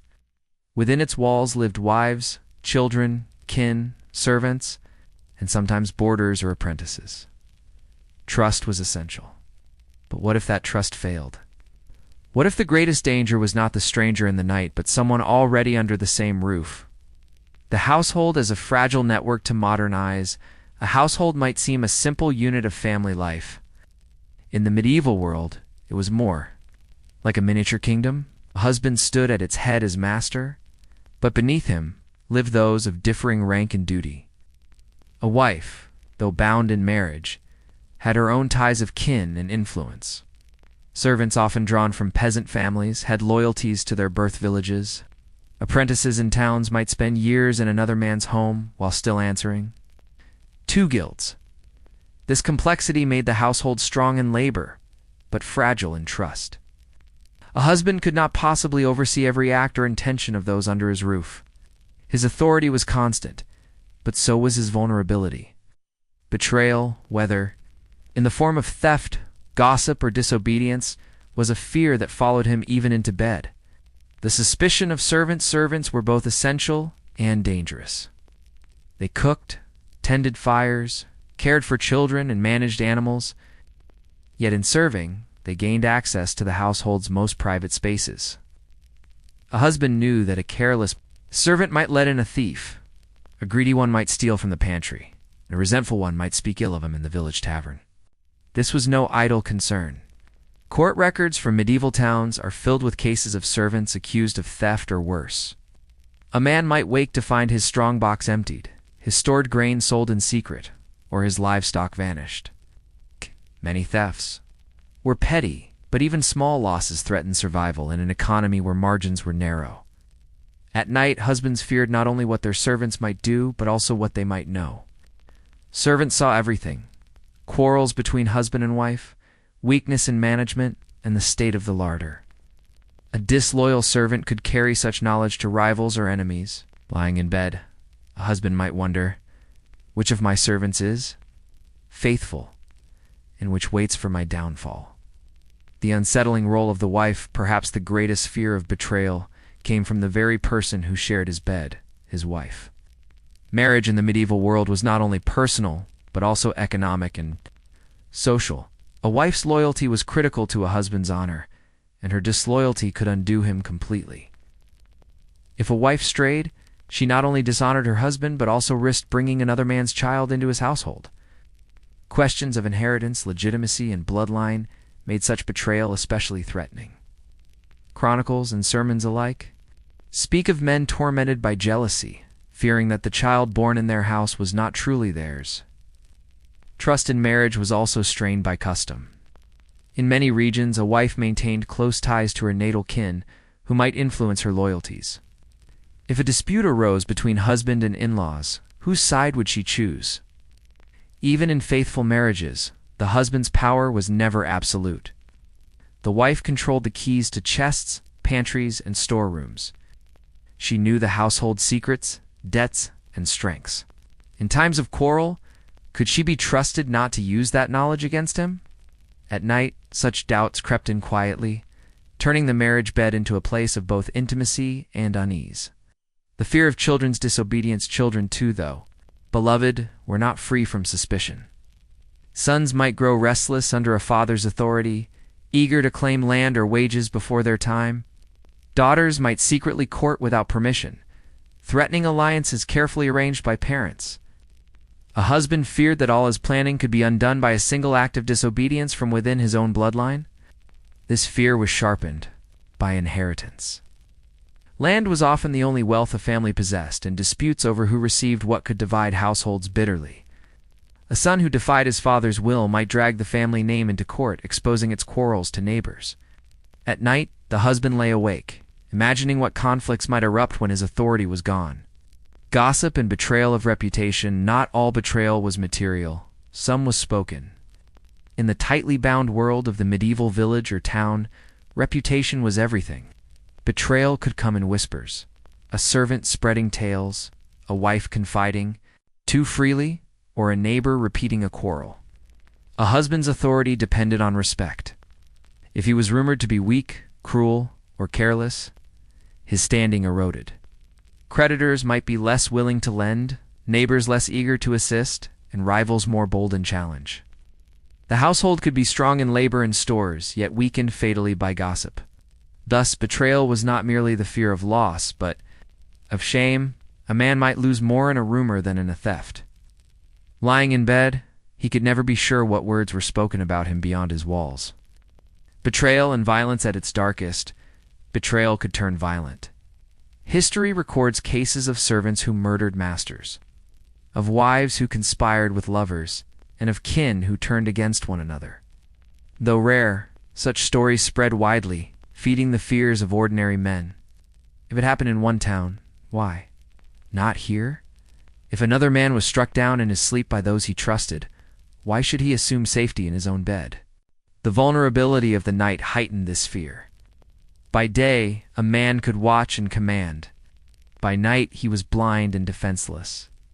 To share a roof with others meant trusting them not to strike while he slept. The trust was necessary, but never absolute. Religious warnings against betrayal of the church reinforced these anxieties. Sermons frequently warned husbands against betrayal, reminding them of Judas in the Gospels, the very model of treachery from within a trusted circle. Betrayal was not merely a human failing, but a spiritual corruption, a sign of sin working in the closest places. Husbands were urged to be vigilant, to test loyalty, and to guard against temptation. Yet vigilance could never be perfect, and suspicion once planted rarely left. Thus, even pious men lay awake with unease, their minds circling endlessly around the question of trust. The night of uneasy silence. And so, when the fire was banked and the shutters closed, when servants had gone to their pallets and children to their straw, the medieval husband often found himself listening to the silence. In the stillness of night, every creak of timber, every rustle of straw, and every whisper seemed heavy with possibility. Was it only the house settling, or was someone moving in secret? Was the hush of his wife beside him one of peaceful sleep or of guarded thought? Was his household truly bound in loyalty, or was betrayal already at work in unseen ways? These questions haunted the bedchamber, turning rest into restless watching. The fear of betrayal was not only the fear of loss, but also of misplaced trust. The knowing thought that safety was an illusion. The unresolved question, and so the medieval husband, even in his own home, even in his own bed, was never entirely at peace. For what greater fear could there be than this? If betrayal should rise from within my own household, how would I know before it was too late? By day, a medieval man might face hunger, toil, quarrels, and debts. These were tangible, worldly burdens. But by night, when the shutters were closed and the fire reduced to embers, fears shifted to another realm. The darkness seemed to belong not only to shadows, but also to unseen forces, spirits, demons, and wandering souls. For husbands, this was not a distant superstition, pressed upon them most heavily in bed, where the boundary between the natural and the supernatural seemed thinnest. In the silence of night, when the mind drifted between waking and sleep, what was real and what was imagined blurred.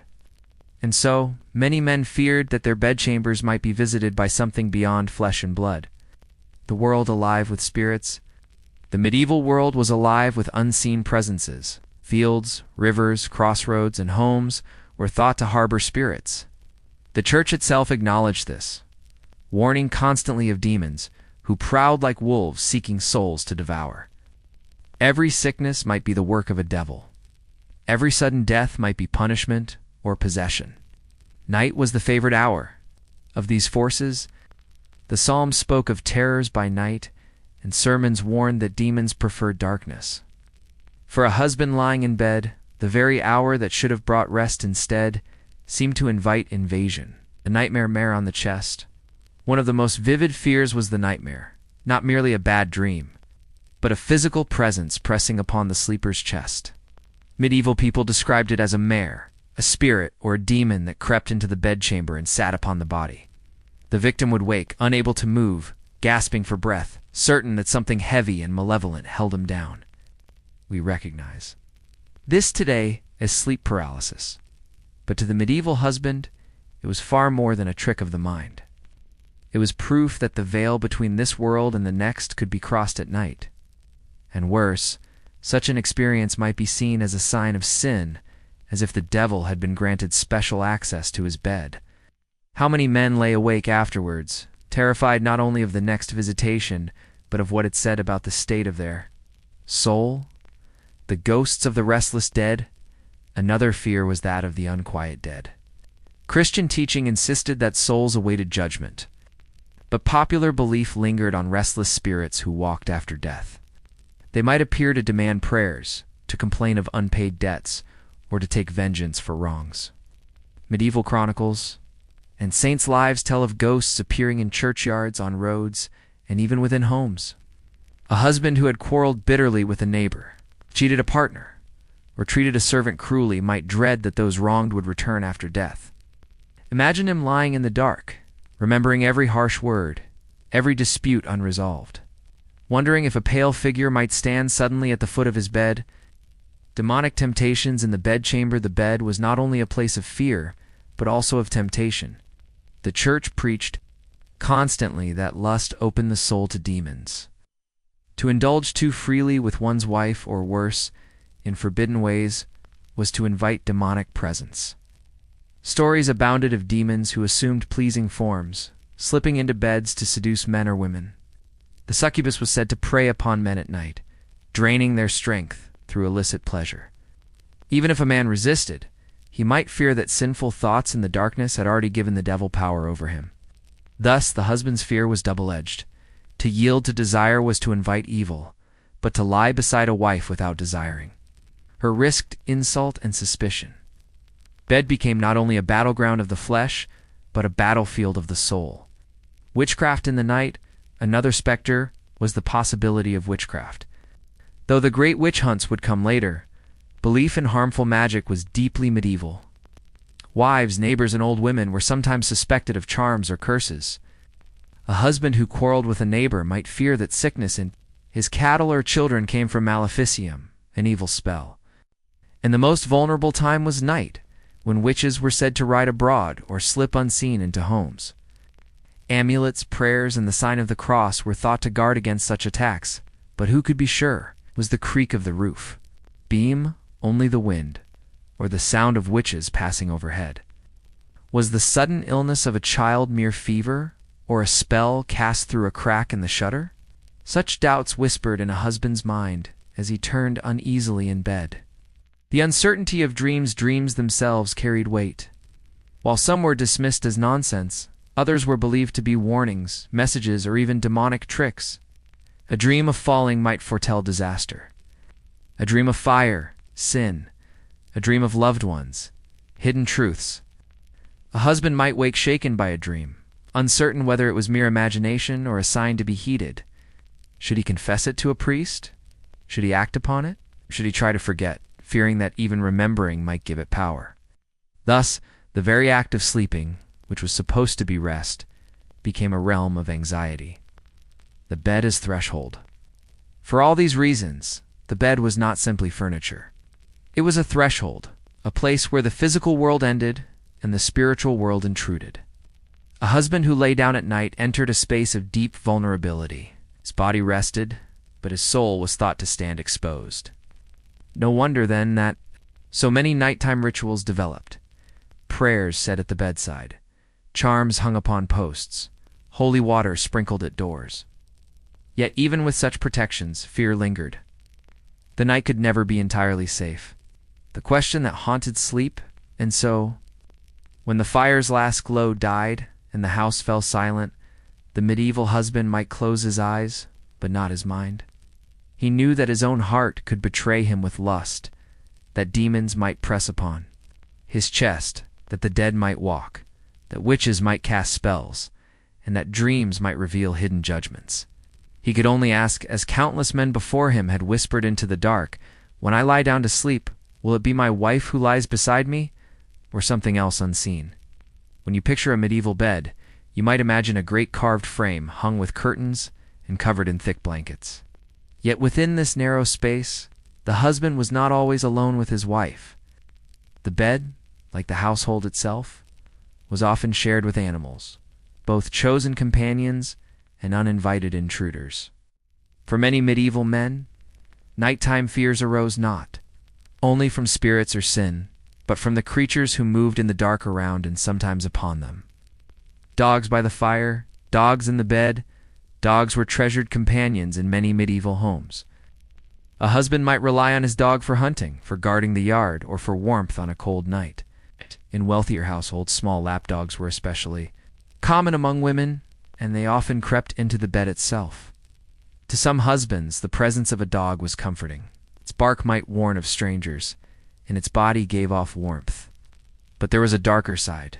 Dogs were also associated with impurity. Clergymen frequently scolded those who let dogs share the marital bed, insisting that it invited filth, fleas, and even sin. The dog's presence could disrupt intimacy, and in a world where every act in bed was scrutinized for morality, even the perception of impropriety weighed heavily. Imagine a husband lying stiffly awake while his wife insisted on keeping her favorite lapdog nestled beside her. Was it only a dog, or did it symbolically come between them, a rival for affection, an intruder into sacred space? Cats, as comforters, and witches' familiars cats, too, played their role. They were valued for controlling mice, but they carried an ambiguous reputation. Some praised them as clean, graceful, and affectionate. Others linked them with danger and sorcery. At night, a husband might hear a cat's padded feet crossing the rafters, or feel its sudden leap onto the bed. Was it simply hunting for vermin, or was it a messenger of darker forces? Superstitions abounded that cats, especially black ones, were tied to witches. To find one curled upon your chest in the night could be unsettling. Was it a harmless creature seeking warmth, or a familiar spirit drawing life from you? Even more, practically, cats could cause fear by their sudden movements. A scratching at the door, a yowl in the courtyard, or a hiss in the shadows could stir dread, making a man wonder if it signaled danger outside or something unnatural within. Livestock in the house for poorer families, the line between human and animal sleeping quarters was even thinner. Cows, goats, pigs, and chickens often shared the same structure as the family. Sometimes they were separated by a partition, sometimes not at all. This practical arrangement kept animals safe from thieves and predators and made use of their body heat in cold weather. But it also filled the night with unsettling noises, the shifting of hooves, the snorting of pigs, the restless flapping of wings. A husband lying awake might hear a cow lowing in the dark, or a goat stamping its feet. Was it mere restlessness, or a sign of illness, theft, or a bad omen? The closeness of livestock also bred fears of contamination. Fleas, lice, and disease crossed easily from animal to human. Every bite in the night might make a man wonder if it carried sickness. Every cough from his wife might echo the cough of a cow, raising questions of shared pestilence. Vermin, the unseen bedfellows beyond dogs, cats, and livestock, were the less welcome creatures: rats, mice, fleas, lice, and bedbugs. These tiny invaders were constant companions of medieval life. A husband who stirred in bed might feel the tickle of lice on his scalp or the bite of fleas in the bedding. Rats might scurry across rafters or gnaw noisily at wood, their presence both irritating and threatening, for they carried disease and spoilt stores. Such infestations were not simply uncomfortable, they created deep anxiety. Rat bites could be serious, fleas were tormenting. Worse, outbreaks of plague and fever were often blamed on vermin. To hear scratching in the dark was to wonder if illness was creeping into the house. Some men dealt with this by sleeping fitfully, waking often to shake blankets, chase animals, or strike at phantom bites. Others resigned themselves, but the fear lingered. The bed was never wholly safe. Animals as omens in a culture rich with symbolism, the nighttime behavior of animals carried meaning. A dog howling in the dark was thought to foretell death. A rooster crowing at the wrong hour might signify witchcraft or impending misfortune.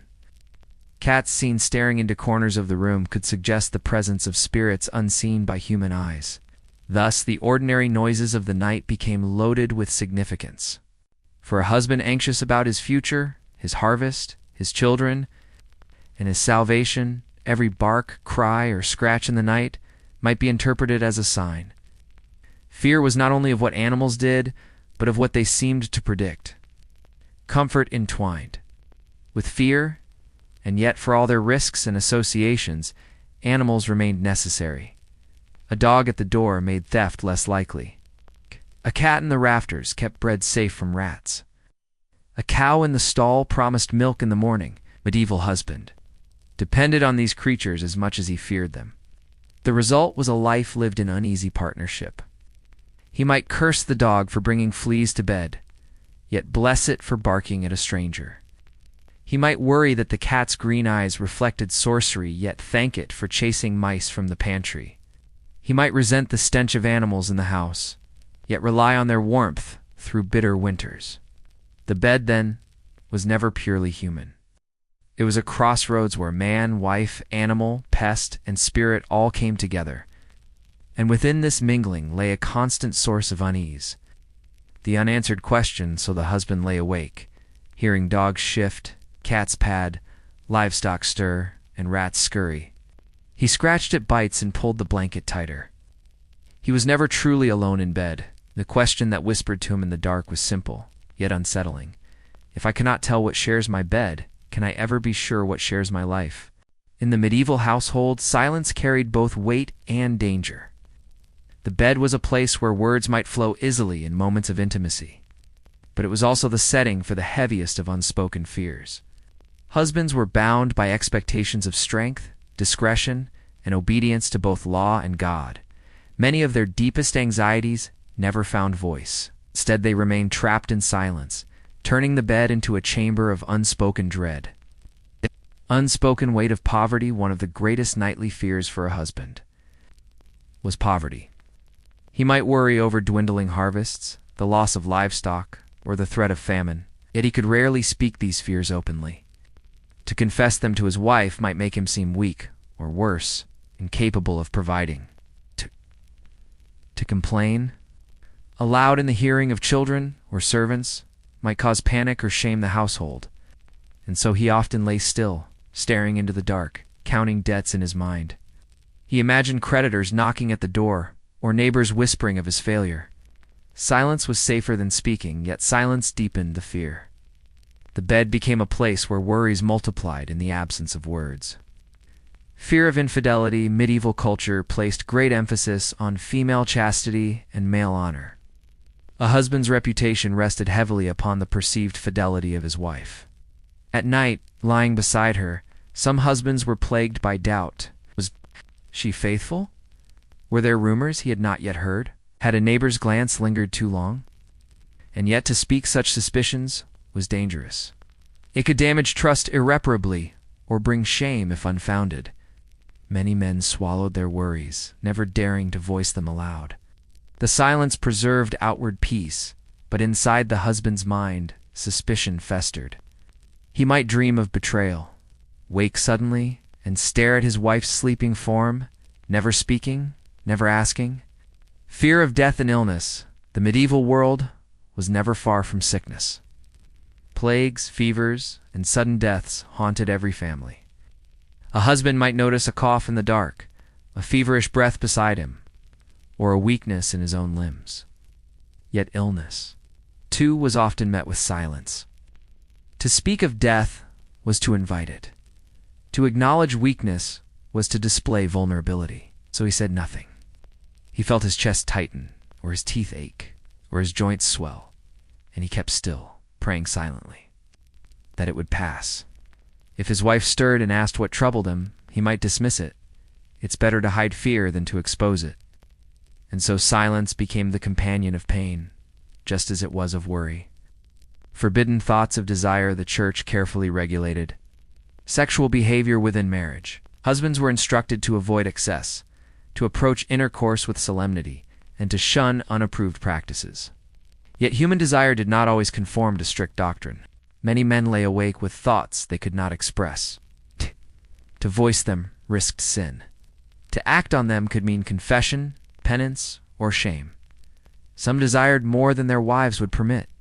Others felt attraction elsewhere and hid it in silence. The bed, ironically meant for intimacy, became a place of restraint.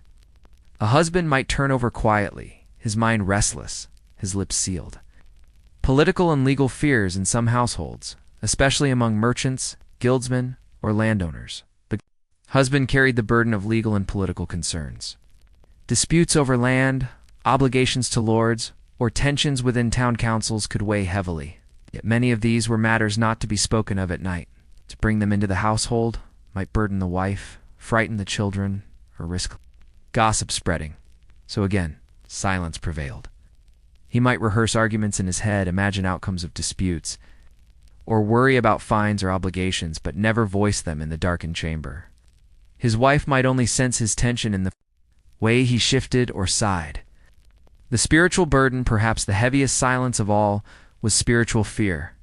The medieval husband lived under constant pressure to maintain his soul in a state of grace. Did he confess enough? Had he sinned in thought, word, or deed? Was he failing his family in matters of faith? At night alone with his conscience? Such questions grew louder, and yet, who could he tell?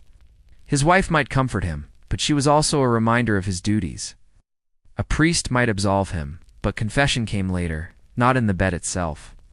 So the questions remained locked within. Silence deepened his dread of damnation. Silence as protection. It is important to remember that silence was not only a prison, it was also a shield. By saying nothing, a husband protected his wife from worry, shielded his family from fear, and preserved his own dignity. Silence was a form of control, a way of containing chaos. And yet, the very act of keeping silent also isolated him. In the moments when words could have brought comfort, he chose stillness. In the moments when fear threatened to overwhelm, he endured it alone. Silence protected, but it also starved. The question left hanging, so the medieval husband lay beside his wife, sometimes in peace, often in unease. He turned over anxieties in his mind, but kept his lips closed. His heart pounded with worries never spoken, while the household breathed quietly around him, and the unspoken question lingered in the air. If no one hears my fears, do they belong to me alone, or will silence one day consume me? For most medieval households, night was marked by silence. Once the fire was banked and the shutters drawn, the darkness pressed in. A husband, lying beside his wife, expected stillness, yet silence was never absolute. The medieval night was alive with sound, and each creak, scratch, or cry had the power to stir unease in a man's heart. The bed became a listening post, where every noise carried meaning, and many carried fear. The creak of wood and rushes the medieval house was never entirely still. Floors were made of rough planks, beds of timber frames, and walls of wattle and daub. At night, wood expanded and contracted, straw rustled, and animals shifted in their stalls. A husband might hear these small creaks and strains and wonder, was it only the house settling, or was someone moving unseen in the dark? The sound of a board creaking in the hall could mean nothing, or it could mean a thief creeping silently toward the chamber.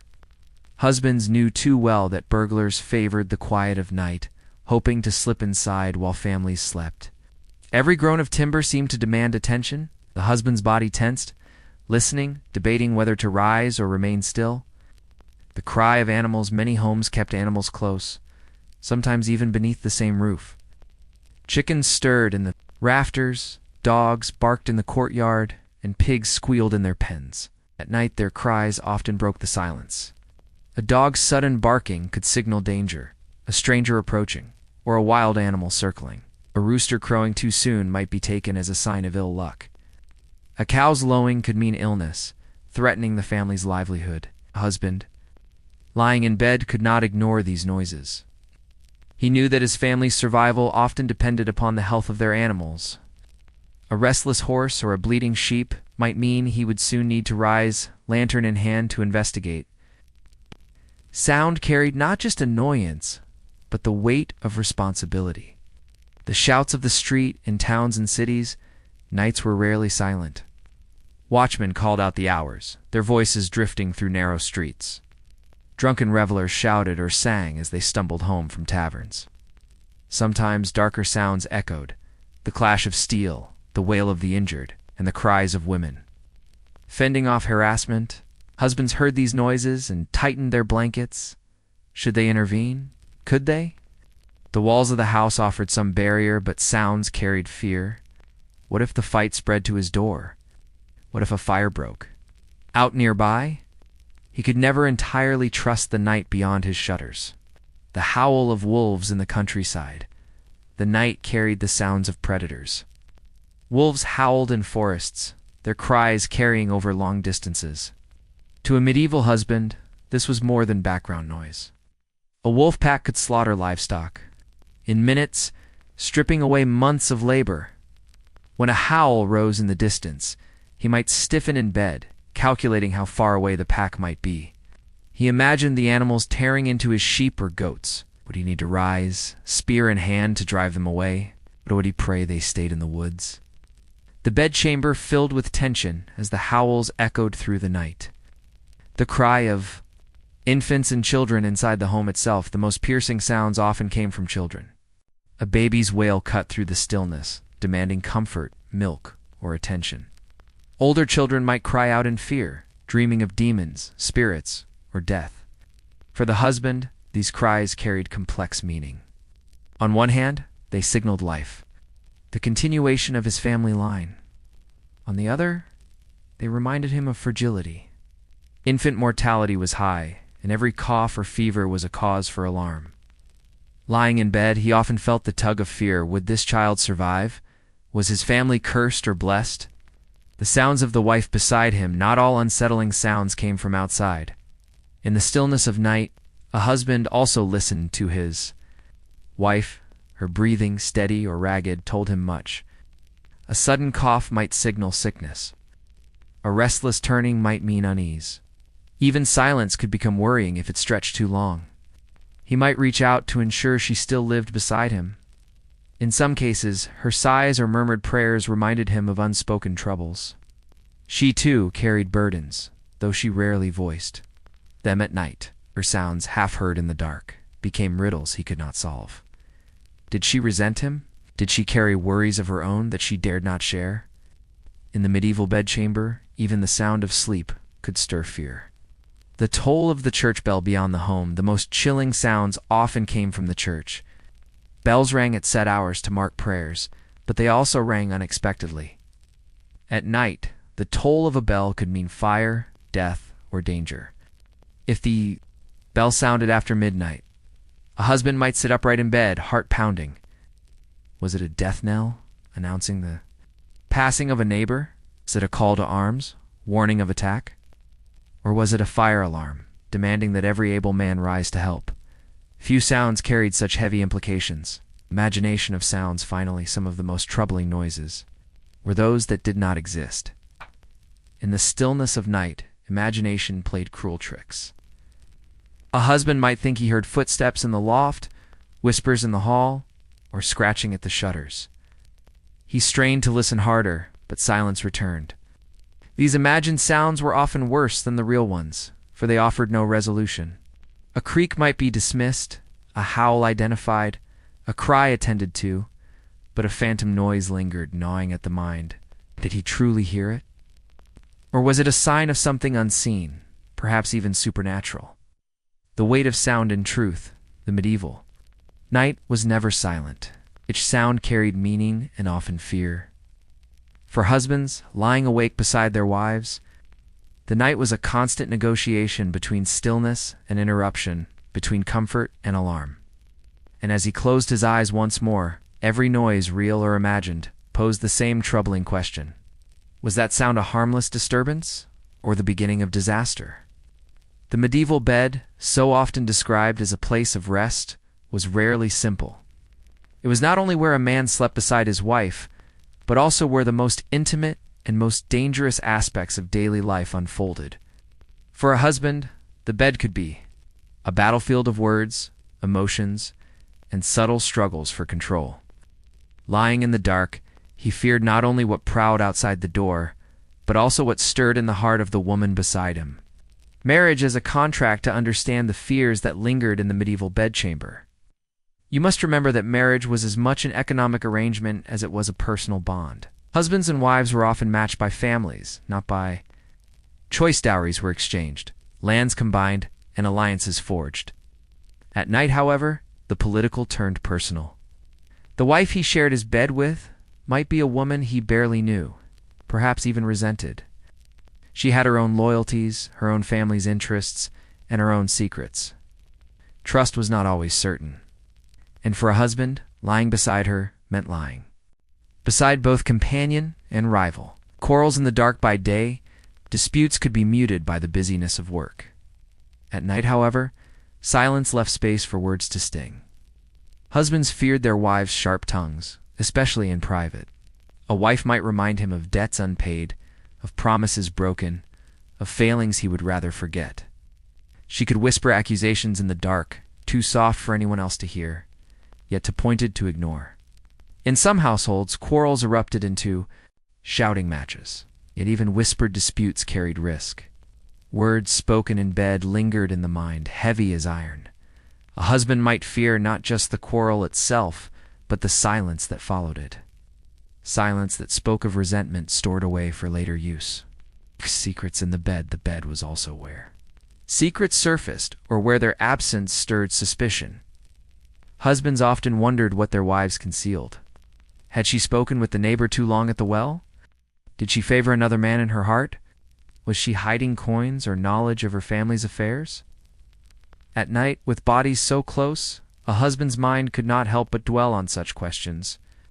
Even the simplest silence could feel heavy. If she turned away too quickly or prayed too long, he might interpret it as a sign of distance or betrayal. In this way, the bed became a place where paranoia was fed not by action, but by the lack of it. The power of refusal, one of the most delicate battles of the medieval bed, was the matter of intimacy. Church law and social expectation taught that wives owed their husbands their bodies. Yet in practice, women sometimes refused. They might claim illness, exhaustion, or religious devotion. For husbands, this refusal could sting deeply. It was not only denial of desire, but also a disruption of what he believed was his right. The bedchamber thus became a place where his authority could be quietly resisted. Some men feared this defiance more than open argument. It undermined their sense of control, leaving them uncertain whether their wives' refusals were momentary or part of a longer rebellion. In silence, the husband brooded. Was he still master of his own household, or had power shifted without? His noticing, politics of fertility at the heart of many bedchamber tensions lay fertility. A wife's body carried the weight of lineage and inheritance. Every night in bed could bring forth the possibility or the absence of children. Husbands, this carried both hope and dread. A child could secure their line and strengthen their family's future, but the failure of children to come, or the repeated loss of infants, often sparked suspicions. Was the fault his or hers? Was God punishing them, or was his wife somehow to blame? Such suspicions grew heaviest at night, a husband lying beside. His wife could not escape the thought that her body held his family's fate and that he was powerless to command it. The bed became a crucible where fear of legacy and fear of failure mingled. Whispers of betrayal, the fear of infidelity, haunted many husbands. Though women were often far more restricted in movement and freedom, rumors of adultery carried enormous weight. A child not his own could undo generations of inheritance. In the bed lying beside his wife, these fears became sharper. Every absence of affection, every turned back, every sigh could be read as a sign of another man. Husbands feared not only betrayal itself, but the humiliation that came with it. If neighbors whispered, his reputation suffered. If another man claimed his place in her heart, he lost not only his wife, but also his honor. Thus the bed intended. To unite often reminded him of his greatest vulnerability. Silence as weapon, perhaps the most powerful fear of all, came not from words or arguments, but from silence. In many medieval marriages, silence was heavy with meaning. A wife who said nothing when asked a question, or who lay still when touched, could wound her husband more than any quarrel. This silence was a weapon difficult to counter. Unlike anger, it could not be answered. Unlike defiance, it could not be punished without exposing the hollowness of his authority. In silence, husbands confronted the truth that power in marriage was never absolute, even in an age that declared otherwise. The bed is arena of control in the end. The medieval bed was a battlefield, not of swords but of subtler weapons. Quarrels, refusals, suspicions, and silences, all these shaped the nightly balance of power between husband and wife. For husbands, the fear was not only of what their wives might do, but of what they themselves might reveal, their doubts, their weaknesses, and their dependence. In daylight, they might stand as masters of house and land. In the dark, lying beside their wives, they faced the unsteady truth that mastery was never guaranteed. And so each night, a husband's heart carried the same question as he drifted into sleep. Will the bed tonight confirm my power or quietly undo it? The medieval night was not merely a time of sleep and silence. It was also the domain of things unseen, of terrors that crept through cracks of imagination and belief. For a husband lying in bed, the world outside his chamber was haunted by wolves, thieves, and rival men. But within the chamber itself, another kind of threat lingered, the fear of the supernatural. It is easy today to dismiss such fears as foolish or fanciful. Yet to the medieval mind, the unseen was as real as the wood of the bed frame. Demons, witches, restless spirits, and omens of doom were believed to press against the thin walls of the night. And husbands, though they might claim authority in their homes, were as vulnerable as children when darkness fell. The demon at the bedside, perhaps the most vivid fear of the medieval bed, was the incubus. A demon said to assault men in their sleep. Monks wrote about such beings with grave seriousness, and ordinary people whispered of them with dread.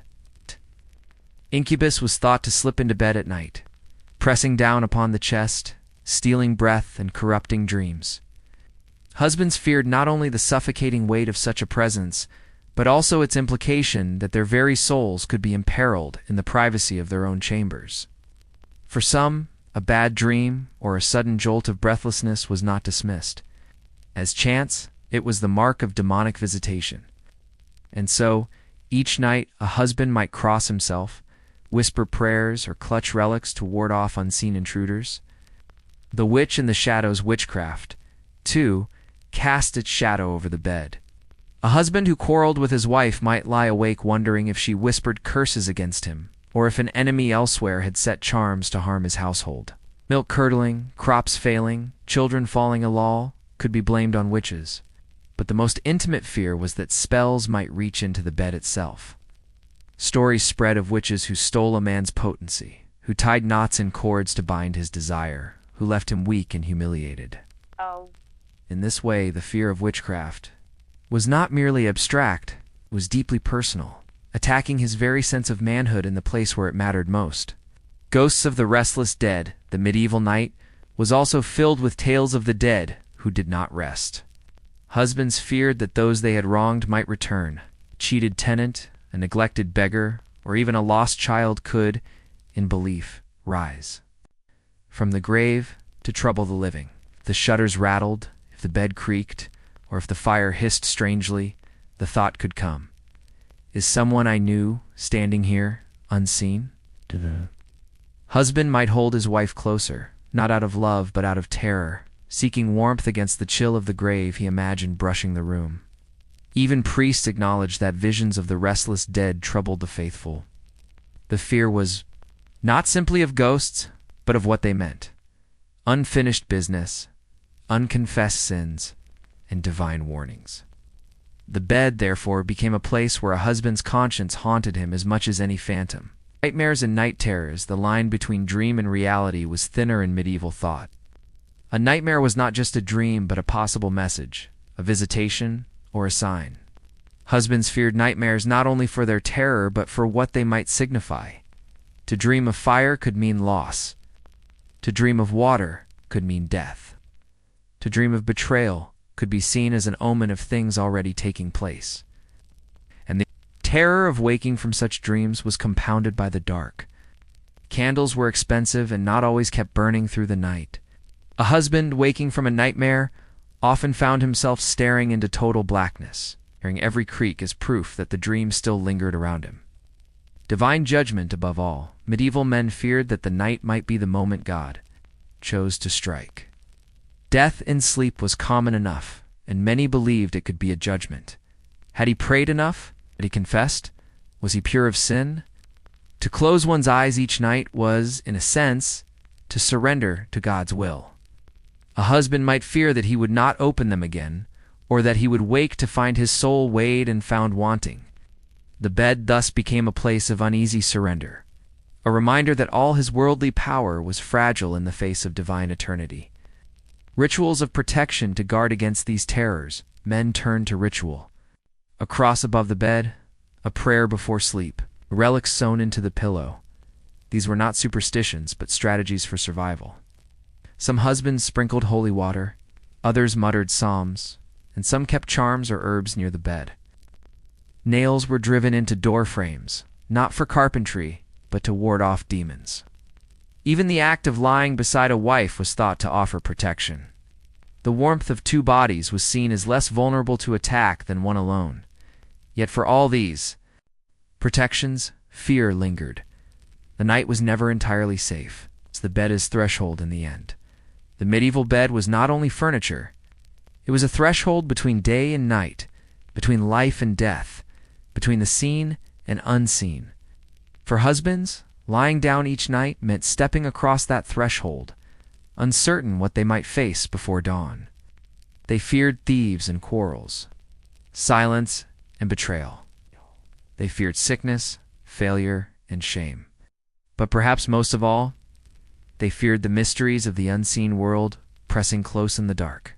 And so, as sleep overcame them, many husbands carried the same lingering thought: what waits for me on the other side of this night? When you think of bedtime stories today, you might picture fairy tales with princes, dragons, and magical forests. But if you imagine yourself in a Viking household 1,000 years ago, the stories told at night would sound very different. They were not soft tales meant to lull children into dreams, nor moral lessons tucked neatly between phrases of comfort. Instead, they often sounded like recipes, lists of ingredients, instructions for survival, or rituals that blurred the line between myth and meal. For the Vikings, food and story were deeply entangled. To survive in the harsh northern climate meant constantly thinking about what could be eaten, how it could be preserved, and what meaning it carried in their culture. And so, when families gathered around the hearth in the long winter nights, many of the tales carried the rhythm of a recipe, instructions hidden within legend, a mixing of myth with the practical knowledge of what to do with fish, grain, or mead. The Viking home at night. To understand these stories, you must first picture the setting. A Viking household was not a quiet, separate chamber like the later medieval manors. Instead, families often lived together in long houses, elongated. Wooden structures, sometimes more than 20 meters long, with a central fire pit running down the middle. The smoke rose slowly through roof vents, filling the air with a haze that made eyes water and clothing reek of fire. Along the sides were benches covered with furs, where family members sat, worked, ate, and at night slept. Drift off to sleep near the warmth of the hearth while their parents or grandparents recited old tales. But these were not stories spun merely for entertainment. They carried fragments of law, memory, myth, and practical instruction, all disguised in narrative. Food as myth and memory for the Vikings. Food was never just food. Every meal was tied to survival, and every ingredient had layers of meaning. Grain was not merely grain.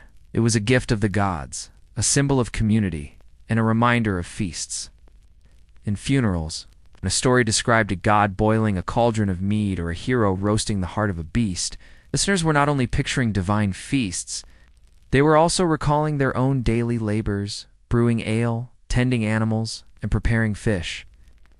Mythic meals echoed real meals, and real meals carried echoes of the divine. A story of oats and Odin take, for example, one of the lesser-known threads in Norse tradition, stories in which Odin disguised himself to seek wisdom or test mortals. In one fragment recorded much later in Iceland, Odin appears at a household disguised as a traveler and asks not for gold, but for a bowl of oats. The tale describes in detail how the oats must be ground, soaked, and boiled, with herbs stirred in at the right time. To modern ears, this sounds like nothing more than a cooking instruction. But to the Viking audience, it carried layered meaning. A god humbled enough to ask for food, the sacredness of sharing one's harvest, and the reminder that even a simple porridge could bind mortal and divine. For children hearing the tale, it was a lesson that food must be prepared with care. For adults, it was a reminder that generosity was sacred, even in times of scarcity. The Cauldron of Hymir, another example, comes from the Poetic Edda, where Thor visits the giant Hymir in search of a cauldron large enough to brew ale for the gods. The tale lingers not only on Thor's strength, but also on the cauldron itself, its size, the effort required to carry it, and the promise of the ale it could contain. To the Vikings, brewing ale was not a casual pastime. It was central to feasting, lawmaking, and religious rites. And so when they heard of Thor hauling a cauldron, they were not merely imagining a myth. They were thinking of their own brewing pots, of the effort of malting barley, of the weeks required for fermentation. The story thus functioned on two levels: as mythic entertainment and as a kind of coded recipe, reminding listeners of the sacred craft of brewing. Recipes hidden in riddles. Many Viking tales also used riddles, short verses or challenges where the answer often pointed back to food. For example, riddles might ask, "What is born in fire, dies in water, yet feeds men for a year?" Answer: bread, baked in fire, softened in water, sustaining through harvests. What grows without seed, fills without flesh, and turns men wild? The answer: mead brewed from honey, intoxicating in its strength. These riddles doubled as both entertainment and instruction. They kept alive the memory of how food was made, how ingredients were valued, and how survival itself depended on understanding these cycles. The hearth is classroom in this way. The Viking hearth was more than a place of warmth. It was a classroom, where myths were textbooks and recipes were oral traditions. A child learning a tale about Thor and Hymir was also learning about brewing. A child listening to riddles about bread was also learning the sacred rhythm of baking. And so, bedtime stories that sounded like recipes were not accidents. They were deliberate tools of memory, carrying forward knowledge in a form that could survive the long winters and the shifting generations. As a time of memory, why were these stories told at night? Partly because the long northern nights left few other options for entertainment, but also because night was a time when memory deepened, work was done, tools were set aside, and the mind turned to reflection. To tell a story about food at night was to remind listeners that survival depended not just on strength, but on careful preparation, ritual, and memory. And in a culture where forgetting a recipe could mean famine, such stories were as important as laws. The strange familiarity of Viking tales to modern ears, the blend of myth and recipe, may sound strange. Yet it reflects something deeply human, the way people bind survival knowledge into story. Just as grandmothers in later centuries told fairy tales while also teaching children to spin, sew, or churn butter, Viking families embedded food in myth. And so, as you imagine yourself in a smoky longhouse, listening to the crackle of fire and the murmur of a parent's voice, you might hear not a fairy tale of castles and dragons, but something far plainer and stranger. Take the oats, grind them fine, stir them with honey, stir them with care. For Odin himself may come tonight, and he will ask for a bowl to share. Yet this raises a curious question. If Viking bedtime stories were often disguised recipes, what other lessons about God's survival and daily labor might also be hidden in the tales of feasts and food? If the first layer of Viking bedtime stories often resembled recipes for porridge or bread, the second layer was concerned with the heavier fare, the roasting of meats, the brewing of mead, and the rituals of communal feasting. To the Viking mind, these were not only meals, but sacred acts, woven into their myths and their nightly stories. Meat is a mythic symbol in the Viking world. Meat was not eaten every day. Most meals consisted of porridge, bread, cheese, or fish. Fresh meat, especially from cattle, sheep, or pigs, was a luxury, often reserved for feasts or sacrifices. Because of its rarity, meat became mythic. Tales described endless supplies of it in Valhalla, where warriors feasted on the magical boar, Hrimnir, slaughtered and reborn each night. The cook, Andrimnir, boiled it in a great cauldron, serving the Einherjar, the chosen dead, with endless portions. To a Viking child hearing this tale by the hearth, it was more than a promise of glory. It was a reminder of the value of meat, of the rare joy when roasted flesh was shared among kin. It carried the rhythm of instruction. Save thee. Meat for special occasions. Honor it as sacred, and remember that wastefulness is a sin. The ritual of boiling and roasting Viking bedtime stories often described cooking methods in detail. For example, in sagas, heroes are described boiling horse meat in great kettles, or roasting cuts of mutton on spits over open flames. These descriptions mirrored the reality of Viking life.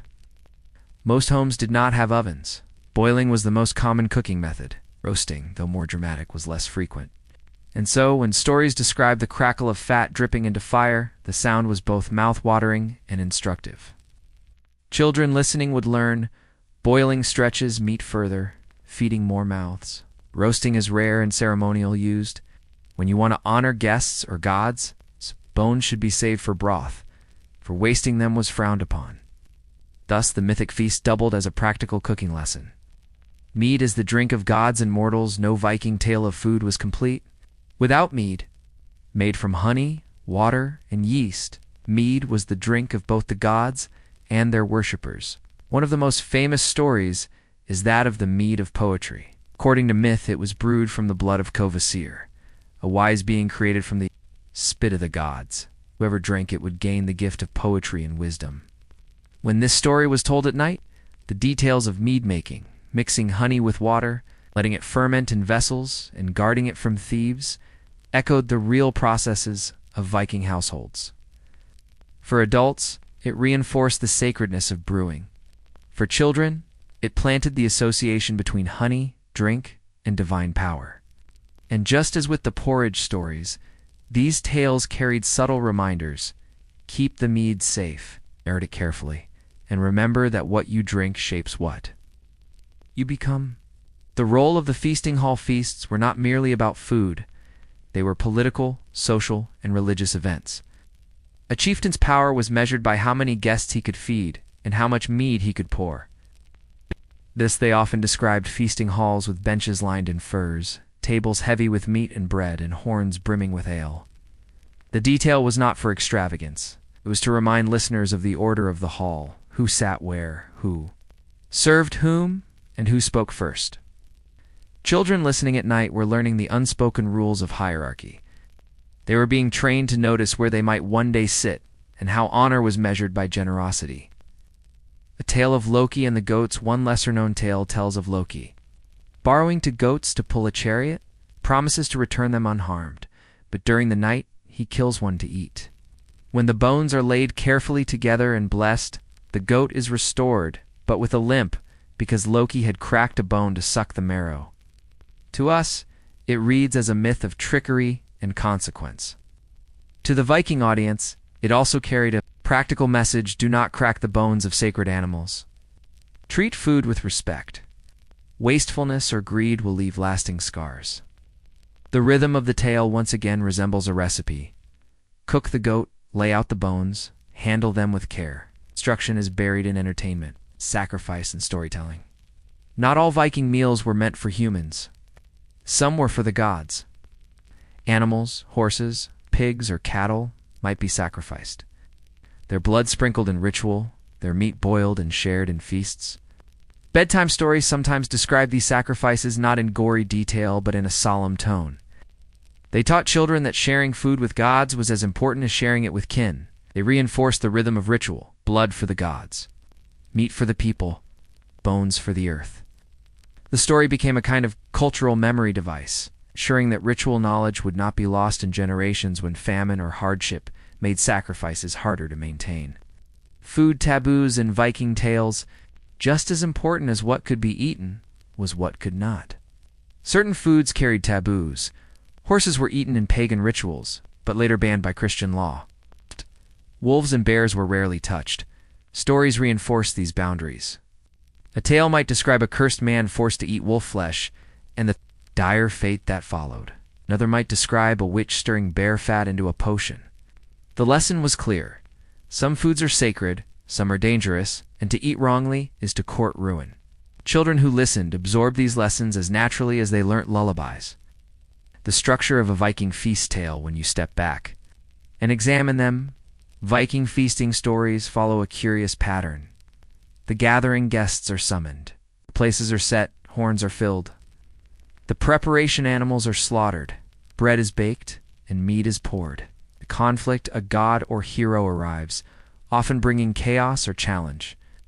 The resolution order is restored, food is shared, and lessons are spoken. It is, in many ways, the structure of both a feast and a recipe. Assemble the ingredients, prepare them, face the risk of mistake, and bring the dish to completion. For children drifting to sleep in the smoky longhouse, this rhythm became second nature. To them, food and myth were indistinguishable. The curious boredom of these stories, what strikes modern ears as strange, is how boring some of these stories sound when stripped of their mythic glitter. Lists of ingredients, descriptions of boiling, instructions for fermenting. But for the Viking household, boredom was the point.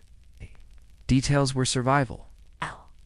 To leave out the steps of brewing or the rules of feasting was to risk forgetting them, and so the bedtime stories lingered on what might seem to us dull, but was to them essential. A world bound by food. When you picture the Viking child listening to these stories, you must remember that hunger was never far away. Winters were long. Harvests could fail. A shipwreck could cut off trade. To weave recipes into myth was to anchor knowledge in memory, making sure that no child would grow up without knowing how to grind grain, prepare porridge, brew ale, or boil meat. And so food was more than sustenance.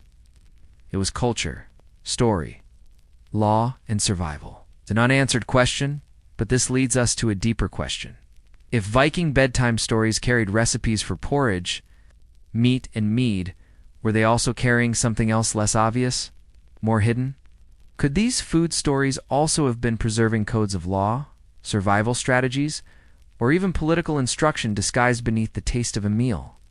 It is tempting to imagine Viking bedtime tales as quaint diversions, half-cooking instructions, half fables to lull children to sleep. But the longer one listens to these recipe stories, the clearer their deeper function becomes. They were also vessels of law, memory, and survival strategy. These weren't just stories of porridge and goat's meat. They were instructions on how to live in a world where forgetting one step could mean famine, exile, or death. The law hidden in a recipe in Viking culture. Law was not written.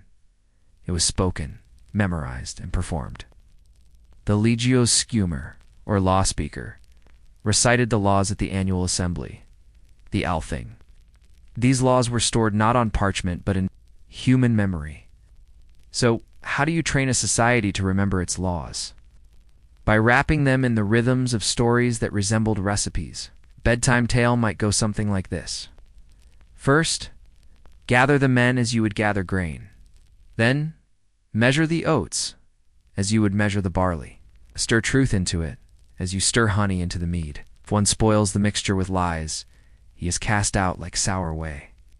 This sounds like food making, but to a Viking child, it planted a deeper association. Just as porridge spoils without the right grain, so society spoils without the right oath. Survival knowledge in story form beyond law, survival knowledge was also encoded in these recipe tales. Consider this example. A saga might describe a woman preparing fish for winter storage. She layers it with salt, presses it under stone, and leaves it to dry. Children listening hear a domestic moment, but the hidden message is a recipe for survival. This is how you preserve fish, so your family does not starve in the snow months. Another story might describe a farmer who failed to rotate his grazing fields and his cattle sickened. The moral of the story is not just about greed. It's an agricultural lesson disguised as bedtime entertainment. Where writing was scarce, oral recipes became mnemonic devices for life itself. The pattern of repetition, what makes these bedtime stories so striking, is their repetitive structure. Much like a recipe repeats actions, grind, stir, boil, taste, so too did the stories. Repetition wasn't laziness, it was strategy. Repetition hammered memory into the mind. A child who heard 10 times that the broth must simmer but never boil over would remember it years later when tasked with feeding a family. Even laws were remembered this way. Many Icelandic legal texts that were later written down carry a rhythm that sounds almost like a chant or a recipe for justice.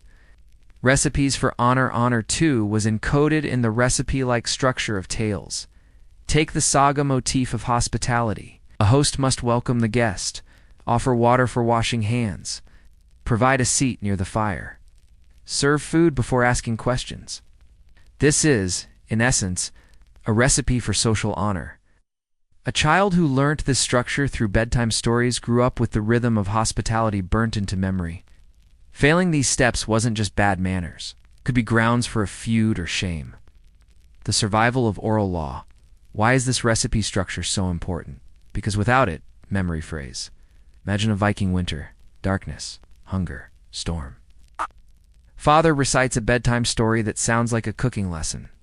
But to the child, it is also a lesson in how to measure land boundaries, divide inheritance, conduct sacrifice, or remember genealogies. The structure made the information stick. Just as porridge required stirring at the right time, law required exact words, recited in order. To forget either was dangerous. A world without writing it is easy to forget that in the Viking Age, writing was rare. Runestones carried short inscriptions, but long texts, slaws, myths, and genealogies were preserved by memory and voice. Bedtime stories that sounded like recipes were part of this system. They trained ears to absorb structure, to repeat patterns, and to trust oral rhythm. A child who could remember the steps of porridge could one day remember the steps of a law case at the Althing. The recipe as oath, another layer emerges when we consider Viking oaths. An oath was binding. It was not merely spoken, but performed. One story describes a man swearing an oath while touching a sacred ring, comparing the act to brewing ale. Honey is truth, water is purity, fermentation is patience, and the drink is binding. The oath thus became a recipe, and if one ingredient was spoiled, the whole vow soured. Such imagery trained young listeners to see oaths as fragile recipes, demanding care. When the recipe failed, bedtime stories also warned of broken recipes, moments when forgetting a step led to disaster. One tale tells of a farmer who forgot to dry his grain before storing it. Mold spread, and the winter brought hunger. Another tells of a woman who added too much yeast to her mead, and it exploded, wasting the honey. These weren't just tales of clumsiness. No, they were moral warnings. Forgetfulness leads to ruin. The failure of a recipe was the failure of duty. The border between recipe and ritual at times. It is hard to tell where a recipe ends and a ritual begins. Consider the sacrificial feasts of the BLT. Animals were slaughtered, blood sprinkled, meat boiled, and fat shared. The steps had to be followed carefully, just like a recipe. Children who heard stories of the BLT were hearing both ritual and recipe at once. The two were inseparable. Why we find them strange to us, these bedtime stories sound peculiar because they blend the practical with the sacred. Why would a child's nighttime tale describe stirring broth or layering fish with salt? The answer lies in cultural need. In a world without writing, survival and order depended on memory. Stories that sounded like recipes were not quaint. They were lifelines. The Viking bedchamber was both classroom and courtroom, and bedtime was the hour of instruction. A subtle continuity, if you listen closely. Echoes of these recipe stories still survive in later northern traditions. Norwegian fairy tales about porridge-stealing trolls, Icelandic sagas that dwell on feasting details, even Christmas food customs, they all carry the residue of those early mnemonic tales. What sounds to us like folklore was, to them, a survival manual disguised as a bedtime story.